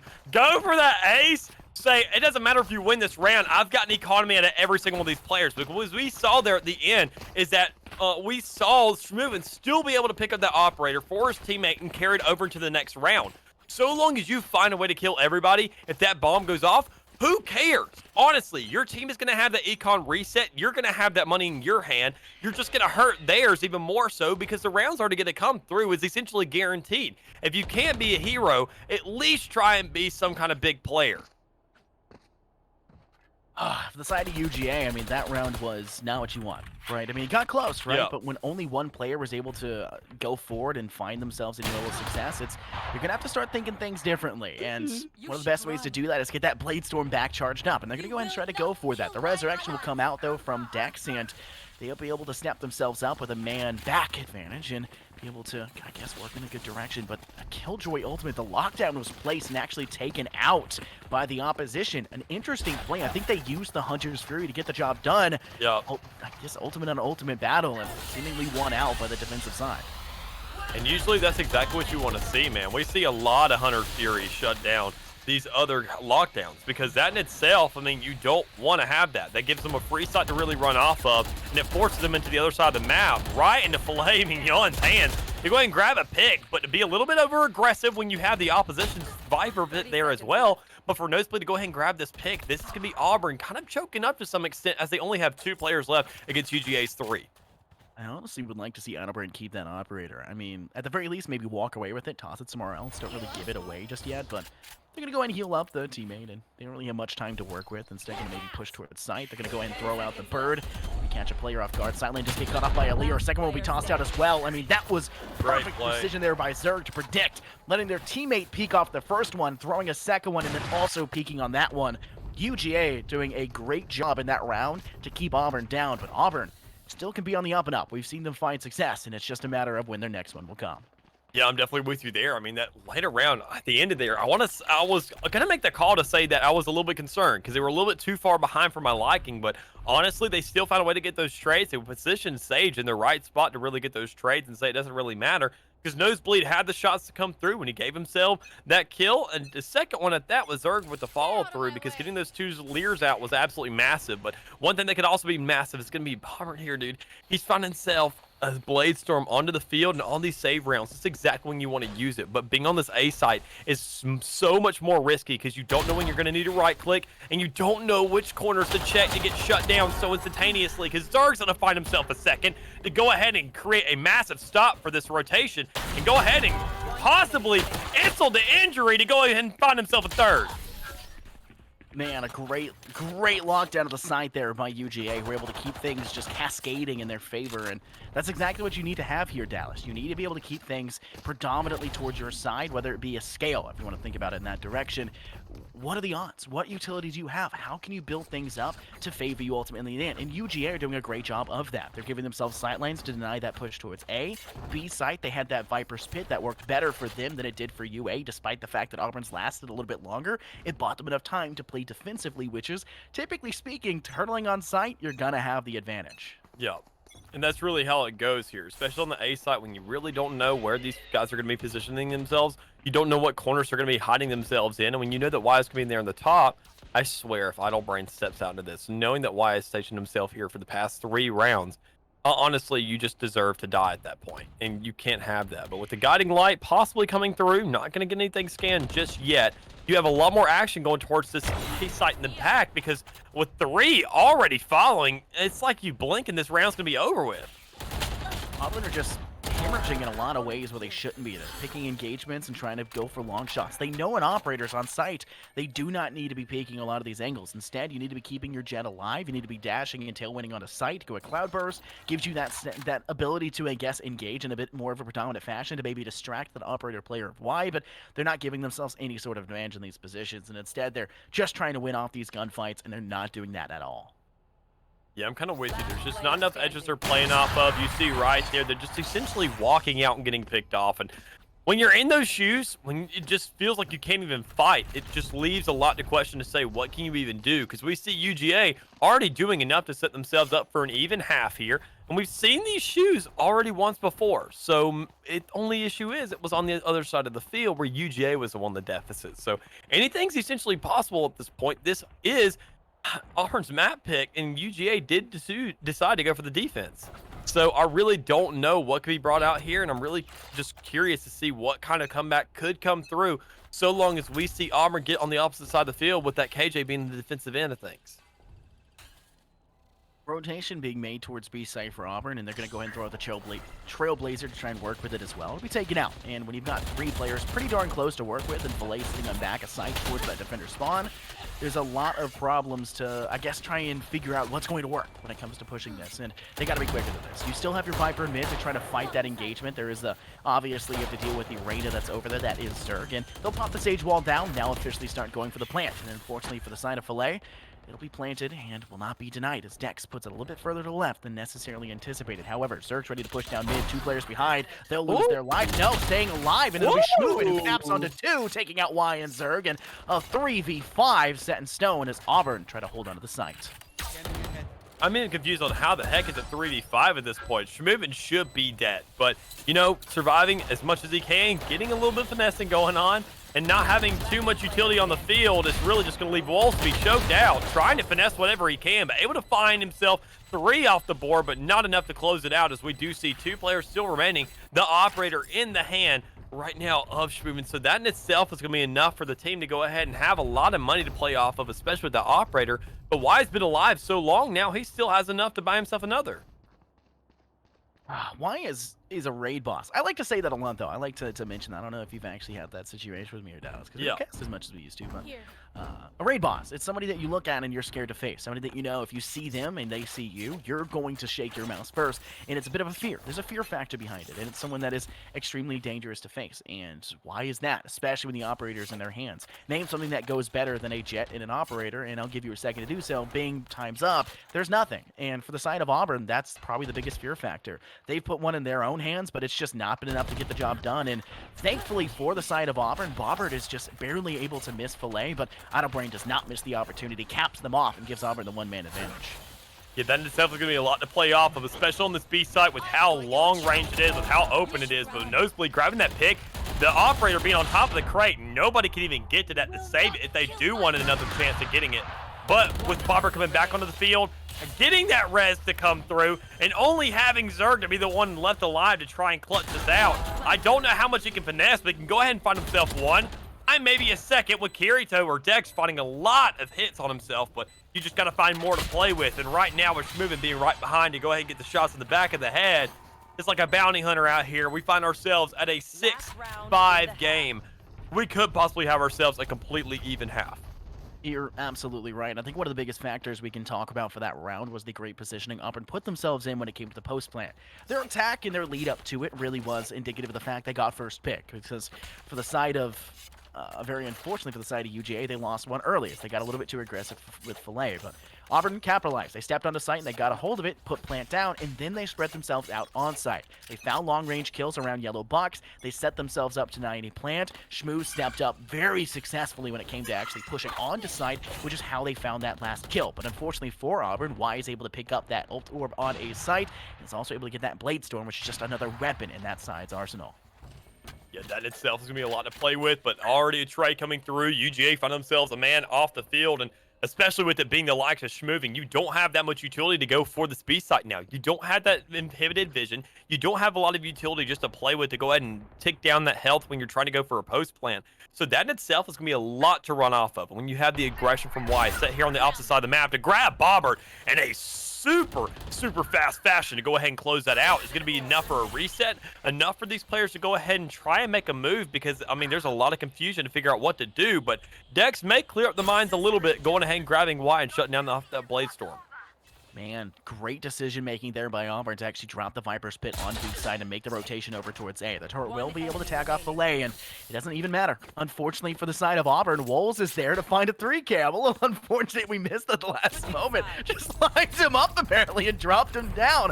Auburn had everything they needed to find success after the somewhat poor start they had at that initial beginning, but they got felled by the one-man army that was left laying on A side, and that's something that is just fated to happen in a lot of these scenarios. But now Auburn get to, I guess, try their hand on the defense, which has been their favored side. We saw that in map 1. They had a very nice round lead in that, but this time around, I think it's going to come down to whether or not Icebox is their ultimate undoing.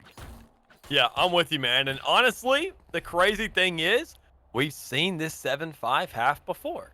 And it turned out to be something where the guys that were in a deficit were the ones who were able to bring it out. And it's not that hard to really come back from. It's only a 2-round difference. It's definitely doable so long as Auburn can make the most, as you said, of being on this defensive end where they feel a lot stronger, not having to really make too many decisions, really just playing, okay, wait for a testament and we give an answer. And right there, you have a testament going on in the middle of the map towards the A side, because we see Idol and Bobby already find themselves one. I think the biggest factor right now for Auburn is going to be whether or not they can continue to hold on to the site. Smooth will stop the bleeding, and Filet is still alive, however, which has kind of been the biggest factor for success when it comes down in this early pistol round for the side of UGA. Wolves is looking for maybe an opportunity. There are 3 players left standing as well for the side of Auburn, and maybe he could have a bit of a repeat of last round, but they're going to go ahead and bait and pretend that they're heading over towards that B site, and It doesn't seem to be that the player of Dex is actually too phased by it, but the other two players are actually falling forward in quick stride. Now has to give the information, has to be able to step away, has to be able to help themselves onto sight, and unfortunately for Auburn, Schmooven gets caught off guard trying to take out that recon. Wolves is able to find two. Just Filet now standing. He has his teammate ready behind, and they're stepping up onto the site. Just one left for Auburn of Rue, who has to step up with nothing but a commando in hand. It's a Viper v Viper matchup. It comes down to where Rue gets himself a couple shots off the rip, but not enough to go and close things out. You do have a man there to fall, as we got two Auburn players standing to go ahead and give themselves a 8-5 matchup here now. So a little bit more to be playing with, and we see Georgia grabbing themselves that first round here in the next half to give themselves even more to work with, because I felt like they were choking up there a little bit in the start, but honestly, they do not give a darn, man. Look at the buys that are coming through right now. We see Y and Zerg both buying a Vandal. So this isn't confidence, dude. This is just cockiness at this point. They don't think they're going to win. They think they're going to mow them. Not only that, Wall's also coming out with the nuts of his own, buying a Vandal. That's 3.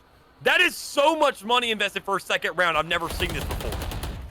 It's not something you would anticipate, and very fortunately for Auburn, it's seemingly not working out for them either. Completely chokeholded.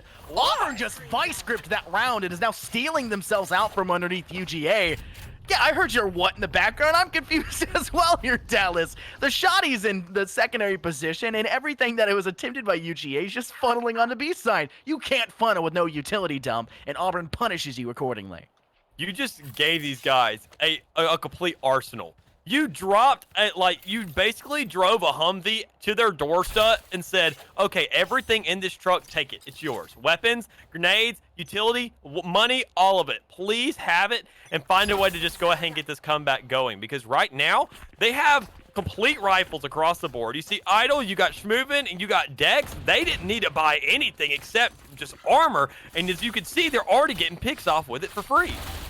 Oh, Bobbert was sitting up top, waiting with an SMG in pocket. We'll be able to find one. Get a second on top of it. Now Bobbert's looking to maybe tag a couple players as well. You see Flay stepping back. He jumps over the top, does find one. One player on the backside towards that side of conveyor.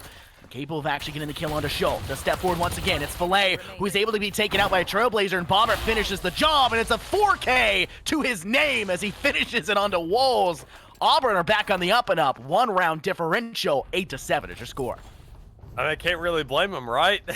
Like I said, they had so many rifles dropped to their door. They better win these matchups. They better win these rounds to go ahead and get themselves at least a comeback to go through with, so UGA can say, all right, well, the pressure's on now. We were kind of joking around. We made a really stupid decision to say, let's go ahead and full buy all the way on round 2, like we're going to mow these guys, and then just get picked off by a bunch of shorties. It's not just insult to injury. It's salt in the wound at this point, especially if they go ahead and catch up off that just mistake alone. Robert's going to go ahead and drop the Blade Storm. Maybe hoping the ultimate will be able to slide things even further for them, and that may just be the case. We'll take out the secondary. We'll be able to tag off the recon bolt, but not until after it spots them. Next will be able to be felled though. Y is able to cap the kill. Bobber gets blinded. No Blade Storm effectiveness for him, and Idle's able to stop the bleeding ever so slightly. Wolves will move an Owl Drone onto Snight. Must be able to take out Schmooven though, and that leaves Auburn with only 2 players left standing. Not much utility to work with, and 4 players left to face off. And that itself, I mean, this is a round that UGA really needs, especially after kind of being down the dumps here for the last couple. They need to find themselves some point of return, somewhere to go ahead and get the snowball rolling in their direction. The tables turn into their favor, and Idlebrain's going to find himself one to slow down that attempt, but with the spike down, they got to go ahead and get the defuse, and that's the biggest thing they have to worry about. As you see here in the back, you see Rue trying to make a play, going ahead and getting caught out. Idle's going to be in here on the outside, and honestly, I can't blame him. Say, go ahead and save that freaking rifle, dude, because you're not getting that defuse past this point.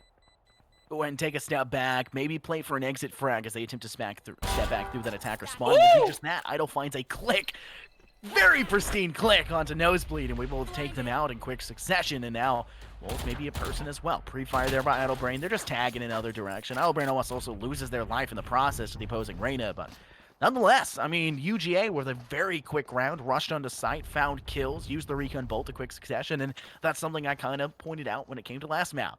For UGA, they did a much better job gathering information than the side of Auburn, and it kind of came down to a silver difference when it came to the information. I'd say Schmooven was a better killer, was much better with the rifle in hand, but just wasn't able to supplement that with a little bit of extra information about where those enemies may lie.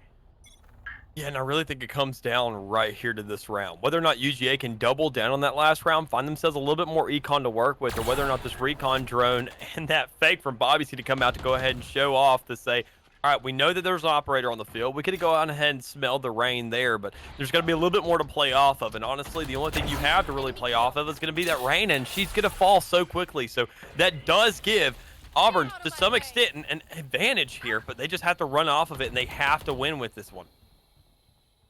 Next will cap off yet another, this time taking out Wolves. And for the side of UGA, they're now 2 players down, and 2 very important players down on top of that. Wolves with a huge clutch when it came to that 3v1 on, 3v1 on this A site earlier, and now you can have a dangerous position. Bobber is able to dodge some of the blades that came out, and unfortunately for the side of Auburn, Nosebleed's going to cap off Dex. Now with 3v4 in place, still the bleeding has been stopped ever so slightly, and it looks for UGA. They're going to go ahead and make the rotation towards mid, maybe cap off towards B, but you got a player holding close. They're somewhat aware of it. Trigger discipline was slightly there, and Shmoovin pops off 2, caps off the last, and now there's just 1 player left standing, and Bobbert will do the job.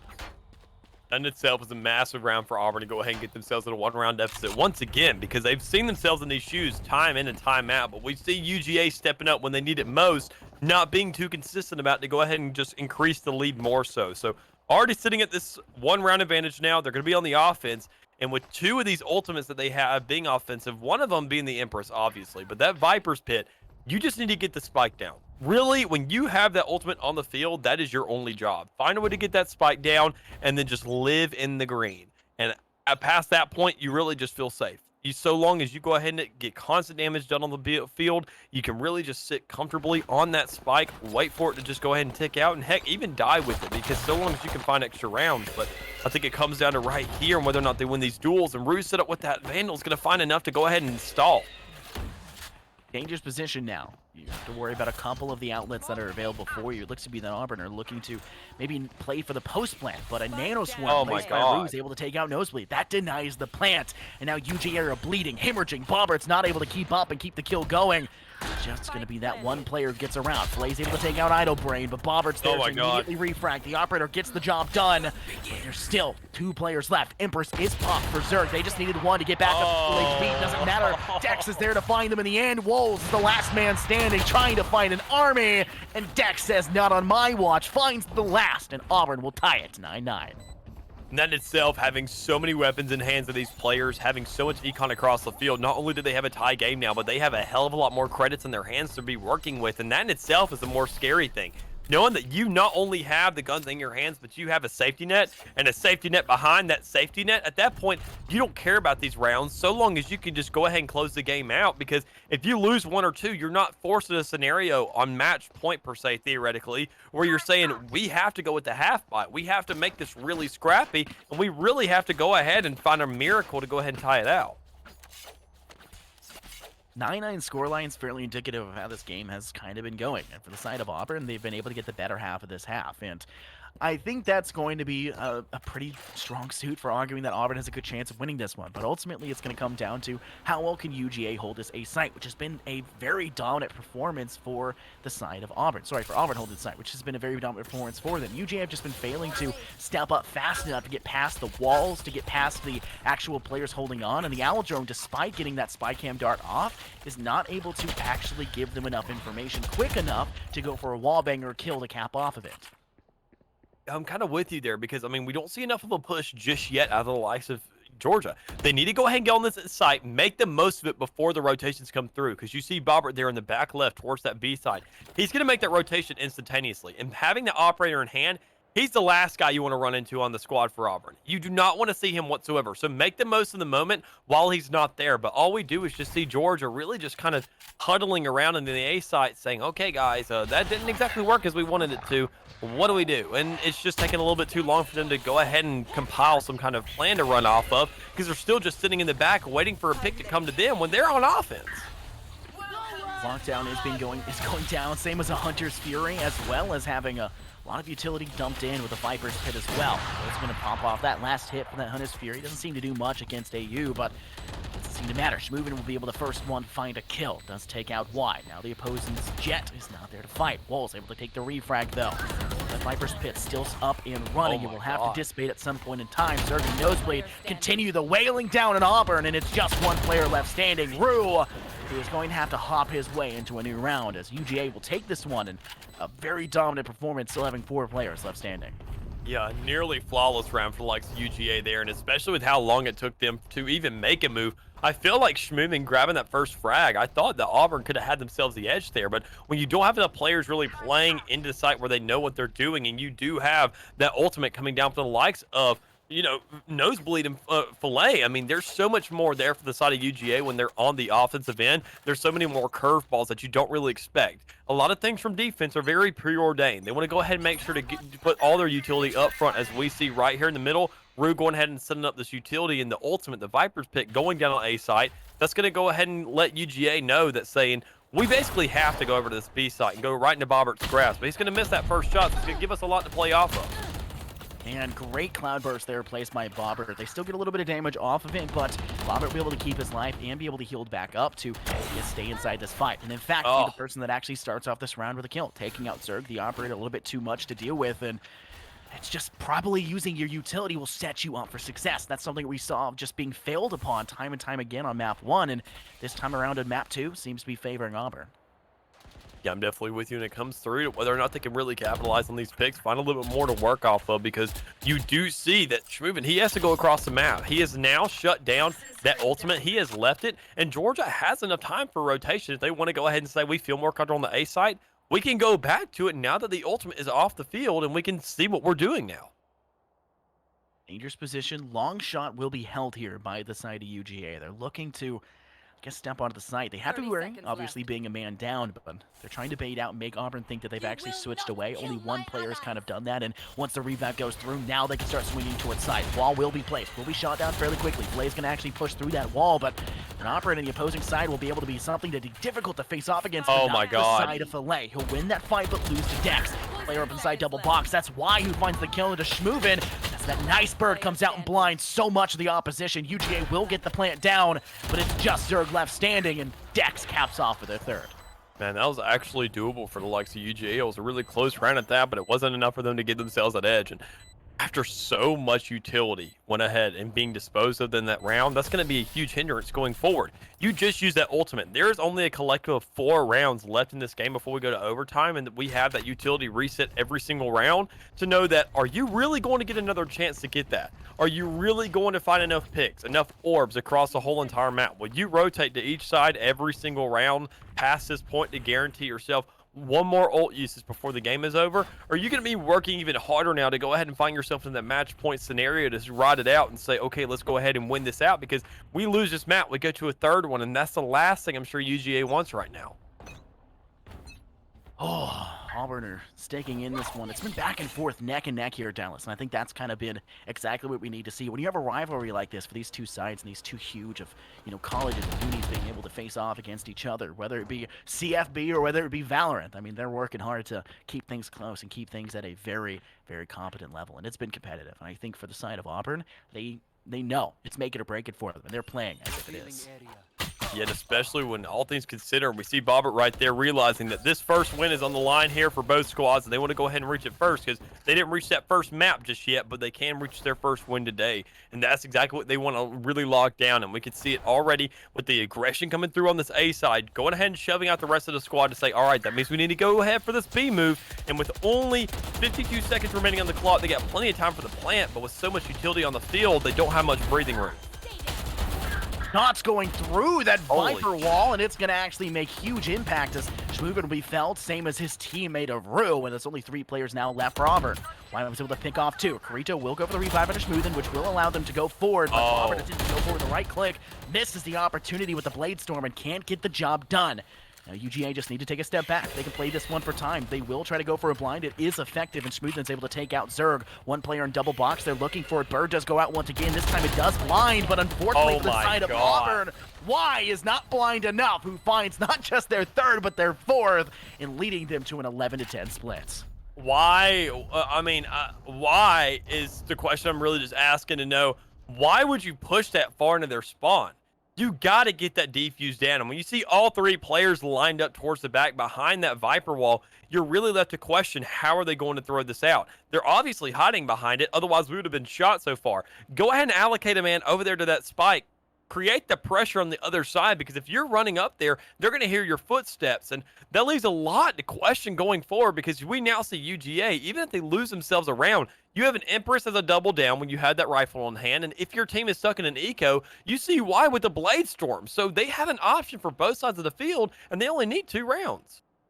Honestly, you didn't like you said, you didn't need to push towards their spawn. It was kind of a fruitless endeavor. And when you're Auburn and you have a chance to kind of poke that defuser and work with it, you have what it takes to push forward and find success with it. But you failed to do so. You tried to go for the kills, and when you found that first one around yellow box, you didn't need to pick it again. Schmoovin did a phenomenal job of getting that kill, which then allows him to sit in corner box and not actually have to worry about pushing forward. And that's where Auburn started to fall apart. They got greedy, they got overextended, and that's where UGA just proceeds to put a vice grip on the round and around the throats of this Auburn side and squeeze them dry and take themselves up around. Yeah, and that in itself, I mean, the only thing you needed was one man to really sit there. You only needed one man to really go ahead, because the one thing that we all love in this game are Viper lineups. Everybody loves a good old Viper lineup, right? Where you don't have to play the game at all, but Bobbert will find Wise head because he's just essentially peeking it. You can see the little cute bun sticking out from the bottom of the crate, but that in itself is going to be enough to go grab a pick. And honestly, when you know where those lineups are, you know it's right there in the pocket next to B. You can find an angle for that on the outside of that yellow crate. Just go ahead and peek that. Get one man to do that job. Let the rest go ahead and bait out this trade so you can go ahead and be there in the back to get that little curveball coming through. But it doesn't seem like to be that big of a deal, because Auburn, they are finding themselves picks all over the A site, and it doesn't seem to matter. So they're just going to go and step up, and Frisco, as a recon bolt, does come out as well to try and give him some information. But the side of Auburn, they just need to find some kills, and unfortunately for him, Zerg's going to find it instead. An easy pickings onto Idol as they attempted to step out and stepped a little bit too far into the sightlines, and Flay's going to have to go and plant in a new position instead, because that nano swarm that goes down, and Flay will be felled immediately afterwards. A post plant now for Auburn, and it's going in heavily into their favor as Dex caps off Zerg. Wolves is the last man standing. He had found a 4K or 3K, sorry, prior here, and they have to try to go for that once again, but Rue says, no, no, no, not this time. And it's going to go to an 11-11 scoreline. Dallas, much better utility usage for Auburn on that site. The turret placed to actually do the sentry and be able to actually gather the information necessary for them to say, hey, UGA is already on A site. Get the heck over here and help us defend. If they didn't have that, they would have thought they were still going to push B with an extended waiting plan. Yeah, and that in itself is something to really be happy for the side of Auburn. Obviously, not only just that and the way you reacted in that round, but also knowing that you shut an ultimate down and you gave yourself an edge to go ahead and get here into this tie game. It's not as much as you'd like, because you're obviously on this offensive end. You don't have as much econ to work with. We see Y about to go up against Bobbert with a freaking stinger, and that's just not it. But disregarding the combat that went through right there, it was a Trojan horse move, because it looks like the rest of the team is going to make a move over towards the A side, but they got to make a huge one at that, because Filet, he has himself a Vandal in his hand, and that's going to be the only thing besides Wolves. Those two are the only ones that have real riflery. They have to find the shots to really follow through with, and if they don't, the only man they have to rely on the next round is going to be White on the operator, knowing that he's saving for him. Utility usage then placed and dumped by Auburn, which is a very smart decision for them. You do see that an ultimate of Viper's Pit will be popped, and Flay's looking to stay inside and looking to try and keep themselves up. But unfortunately for them, they're going to have to face against the opposition. That still has a man advantage. Blue stepping just on the outside, waiting for them to step out of it to maybe deny a plant or to spray once that audio cue is given, as it just barely misses that outer corner. He's able to sit pretty underneath in hell. Flay's still waiting for an opportunity. Lots of engagements are ready to go for it. You do have the Viper being ready on the backside for the side of Auburn, as Schmoovin is getting a flank position, maybe able to catch Wolves on the off position, but it'll be Filet who steps up, and Zerg as well. They'll find two, but Schmoovin does manage to even the odds back in their favor, taking out Wolves. But a bad spot for Idol. Steps up and misses! Blanket with a stinger, and we might be seeing a 12th for UGA, as it's just Schmoovin left standing in a 1v2. It's called a stinger for a reason. It really hurts whenever you get hit by it. And that even more so when you're inside a Viper's Pit, man. There's just so much to work with. Dude, like I said, just hug the freaking green, dude. Who cares? There is so much gas around here. There's so much damage going on just from you literally living and breathing and being on this site. That's enough to go ahead and give yourself that round to get into a match point. I don't know really what more need to be used there. The Blade Storm was a little bit too much. I feel like it was a great Trojan horse play, but honestly, I would have saved it as a little bit more of an aggressive poke for the next one, because you know darn well Shmoovan's going to be using his this round to know that even then, regardless, this is the last round that they're going to be able to use this stuff, because whether it goes to overtime or the game ends, they have to make sure that everything is really used up. And honestly, I think the fact that Wolves has his Hunter's Fury is the perfect ultimate as a counteraction to that Viper's Pit, because it allows you to scan so much and flush the guys to one side of the map. One of the biggest factors for Auburn is they really have to play for a retake, and Shmoovan has to stay alive. It has to be a retake. Viper's Pit, if he pops it too early, it's completely useless, and that's exactly what we've seen. He's using it as a preemptive effort to block off B. There's not anyone anywhere close, and instead, they're full stacking 8. They wanted that site, and they know. And this is a completely miscalculated, mismanaged position for him, an improper use of utility, and now UGA have the full swing to step onto the side and attempt to go forward. I can hear you laughing in the background, Dallas, as you know for a fact. It was mismanaged, improperly used, and Zerg steps up fine with the fillet on top of it. Auburn are hemorrhaging, and it looks to be this wound. It may just be the end as Zerg continues the rampage. It's just Shmoovan, who failed with the ultimate prior and is the last man standing. Dallas, he does not look strong for Auburn. This is not good. He is the last man to rotate, all because of that Viper's Pit. You thought you were about to be the biggest brain player on this field, and you say, oh crap. Everything is really fell out from under you. The rest of your team is screaming your name to rotate and get your ass across the field. And meanwhile, you just don't have enough resources to work with. UGA find themselves a second map. This is your camera. Not. So you are a Picasso painter. Dude, it is so bad. It's just, I can't. You are. You know, I would never actually say this to you. I would never actually say this to you. Oh because, God. Oh, now I am too. Never mind. We are both fine works of art, and I would usually never say that to you because I wouldn't lie to you like that. But well, you know, things will get figured out. Everything will work out. Oh, I'm back in there. Oh, good to go. But Auburn failed to keep UGA down, and despite the very triumphant attempt at that return in the second half of Icebox, UGA held on strong, managed the comeback, and they just played their ultimates better. The utility was so much stronger to hold on when they kept that killjoy up, kept the turrets up, and UGA finally figured out each and every location of that utility when it came to the nano swarm and everything prior, and now my camera's screwing up, and still, Auburn just couldn't hold on to it when they needed to, and so UGA will take it. That's actually their 2 maps in the best of 3. Yeah, I'm with you, man. I mean, not only was it just better utility usage from UGA, it was just a complete whip every year and there for the likes of Auburn, especially when it's something as impactful as an ultimate. You just want to cash on it too early. Hunter's Fury, you at least get a bit of intelligence off the rip, right? You know what? You can get a shot, you can get a read, so okay, there's a player there. When you use a Viper's Pit, dude, there's just not really an incentive. I'm not gonna lie to you, there's not an incentive for that. Use it for a retake, as you said. Use it at a more impactful moment instead of saying, all right, there's literally nobody else playing poker with me. If I go ahead and throw all my chips in, I win, right? But you have nobody betting against you. You have nothing to lose, and you just look stupid at the table. And that's something that just really leaves a lot to question when you're trying to figure out, when you're trying to get in these clutch scenarios, when you're trying to bring it back for an overtime. It's just a little bit too close for comfort, and it's an easy little choke up for them. Well, UGA are able to decrown a very unfortunate presence there for Auburn, as Auburn failed to be on the up and up. We do not get to see third map, which would have been a very fun ascent, one of my favorite maps when it comes down to it. But Icebox is also one of my favorite maps, and we really and truly did get to see a full swing for the side of Vipers. And unfortunately, we also saw a poor swing when it came down to the Viper utility being placed on B. Man, I wish I'd got to say it just like right before it. I was like, you gotta play that on a post lane. It's a post lane ultimate. Yes. And instead, no Megamind there. It just as you said it. As you said it, he'd already popped it off, and that was another thing I found funny is you said that after he popped it.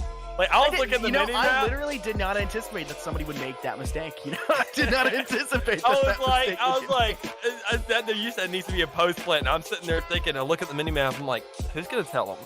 Because I really can't. This is not my shoes to really fill. this is somebody else's. And honestly, that was the director. He said, you know what? Let's go ahead and go over to Oshmovin on the B side all by himself within his ultimate. He's already done it, buddy. He's already cast it. So I hate to tell you, there's not much to work with. The rest of the team also just fell a little bit through too quickly. So that in itself, with how close of a race it was there towards the end and how dominant of a swipe it was there at the very last round, that's the most disappointing part. Because even regardless of whether or not we made it to map 3, I just wanted to at least see an overtime. I wanted to see a lot more stakes being thrown down on the board. I wanted to see Filet Mignon actually, you know, being with his fellow brethren, because I wanted to see the stakes risen to some extent. I wanted a lot more on the line. I wanted a little bit more out of both these squads to show that there can't be any mess ups. And honestly, we saw that cash in come a little bit too early for our liking. Yeah, we also didn't see enough of, I guess the phrase I would say, we didn't see enough of that play that we saw in map 1 for a little bit. Only a couple rounds, though, of, you know, taking a jet in and swiftly tailwinding on a stun, popping a cloud burst, going into it, distracting. We saw none of that, especially when it came to Icebox. Yes, there's a few less options to go for it, but when it comes to B side and A side, there's options. You talk about A side, over the right side, but you saw not where default goes, but that corner pocket where you may see a substandard plant go down. And the same thing for B, other side of yellow, when you can actually dash past where they've been placing a lot of their Viper walls. There are so many options for both UGA and Auburn to do. And it's something they can look back on in this VOD. It's something they look back on when they try and review everything that happened, and they can say, hey, this is where we made mistakes. This is where we saw some glimpses of holes in our armor, so to say. And that's exactly what we need both sides to be able to do. And thankfully for the side of UGA, they'll scrape by with a victory, and they'll be able to go 1-1 here for SVC. And then for Auburn, unfortunately, they'll be 0-2. And I guess incapable of being able to punch out a victory. Yeah. So that itself is something to be really hurtful going forward for the likes of Auburn. They do have to scratch up a little bit more now. And I feel like just the game was moving a little bit too slow for comfort for them, especially when you're looking at these top teams right now that are performing a lot more better. These teams that went 1-0 in the first week and found themselves more to play off them, especially when we see the bracket kind of nailing itself out a little bit more.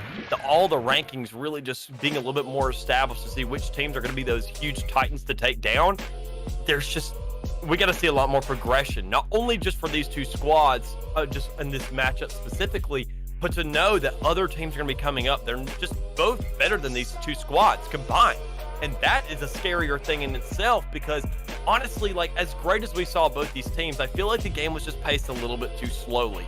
And that in itself is not something that a lot of teams are going to give you the benefit of the doubt of.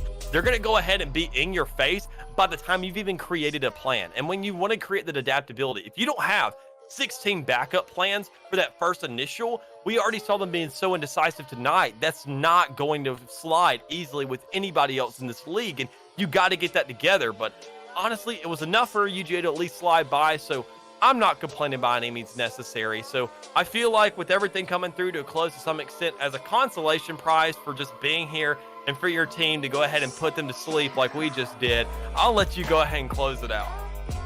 Yeah, well, guess final goodbyes. I kind of have to agree with you, though, Dallas, when it comes down to playing too slow. And we obviously saw it, where Auburn kind of fell victim to their own time constraints in map 1, where they ran out of time to get the job done in a round where they could have won it. But they got the operator. It's fine until it wasn't, and they lost from that. And unfortunately, losing out too. But that's all we have for you guys today. Thank you guys very much for tuning in to watch. My name's Infinosis, joined here by Mick, otherwise known as Dallas. Thank you very much to our producer as well to step up and do this. Thank you very much to SVC as well for obviously letting us do this as well. And we'll catch you guys in the next one.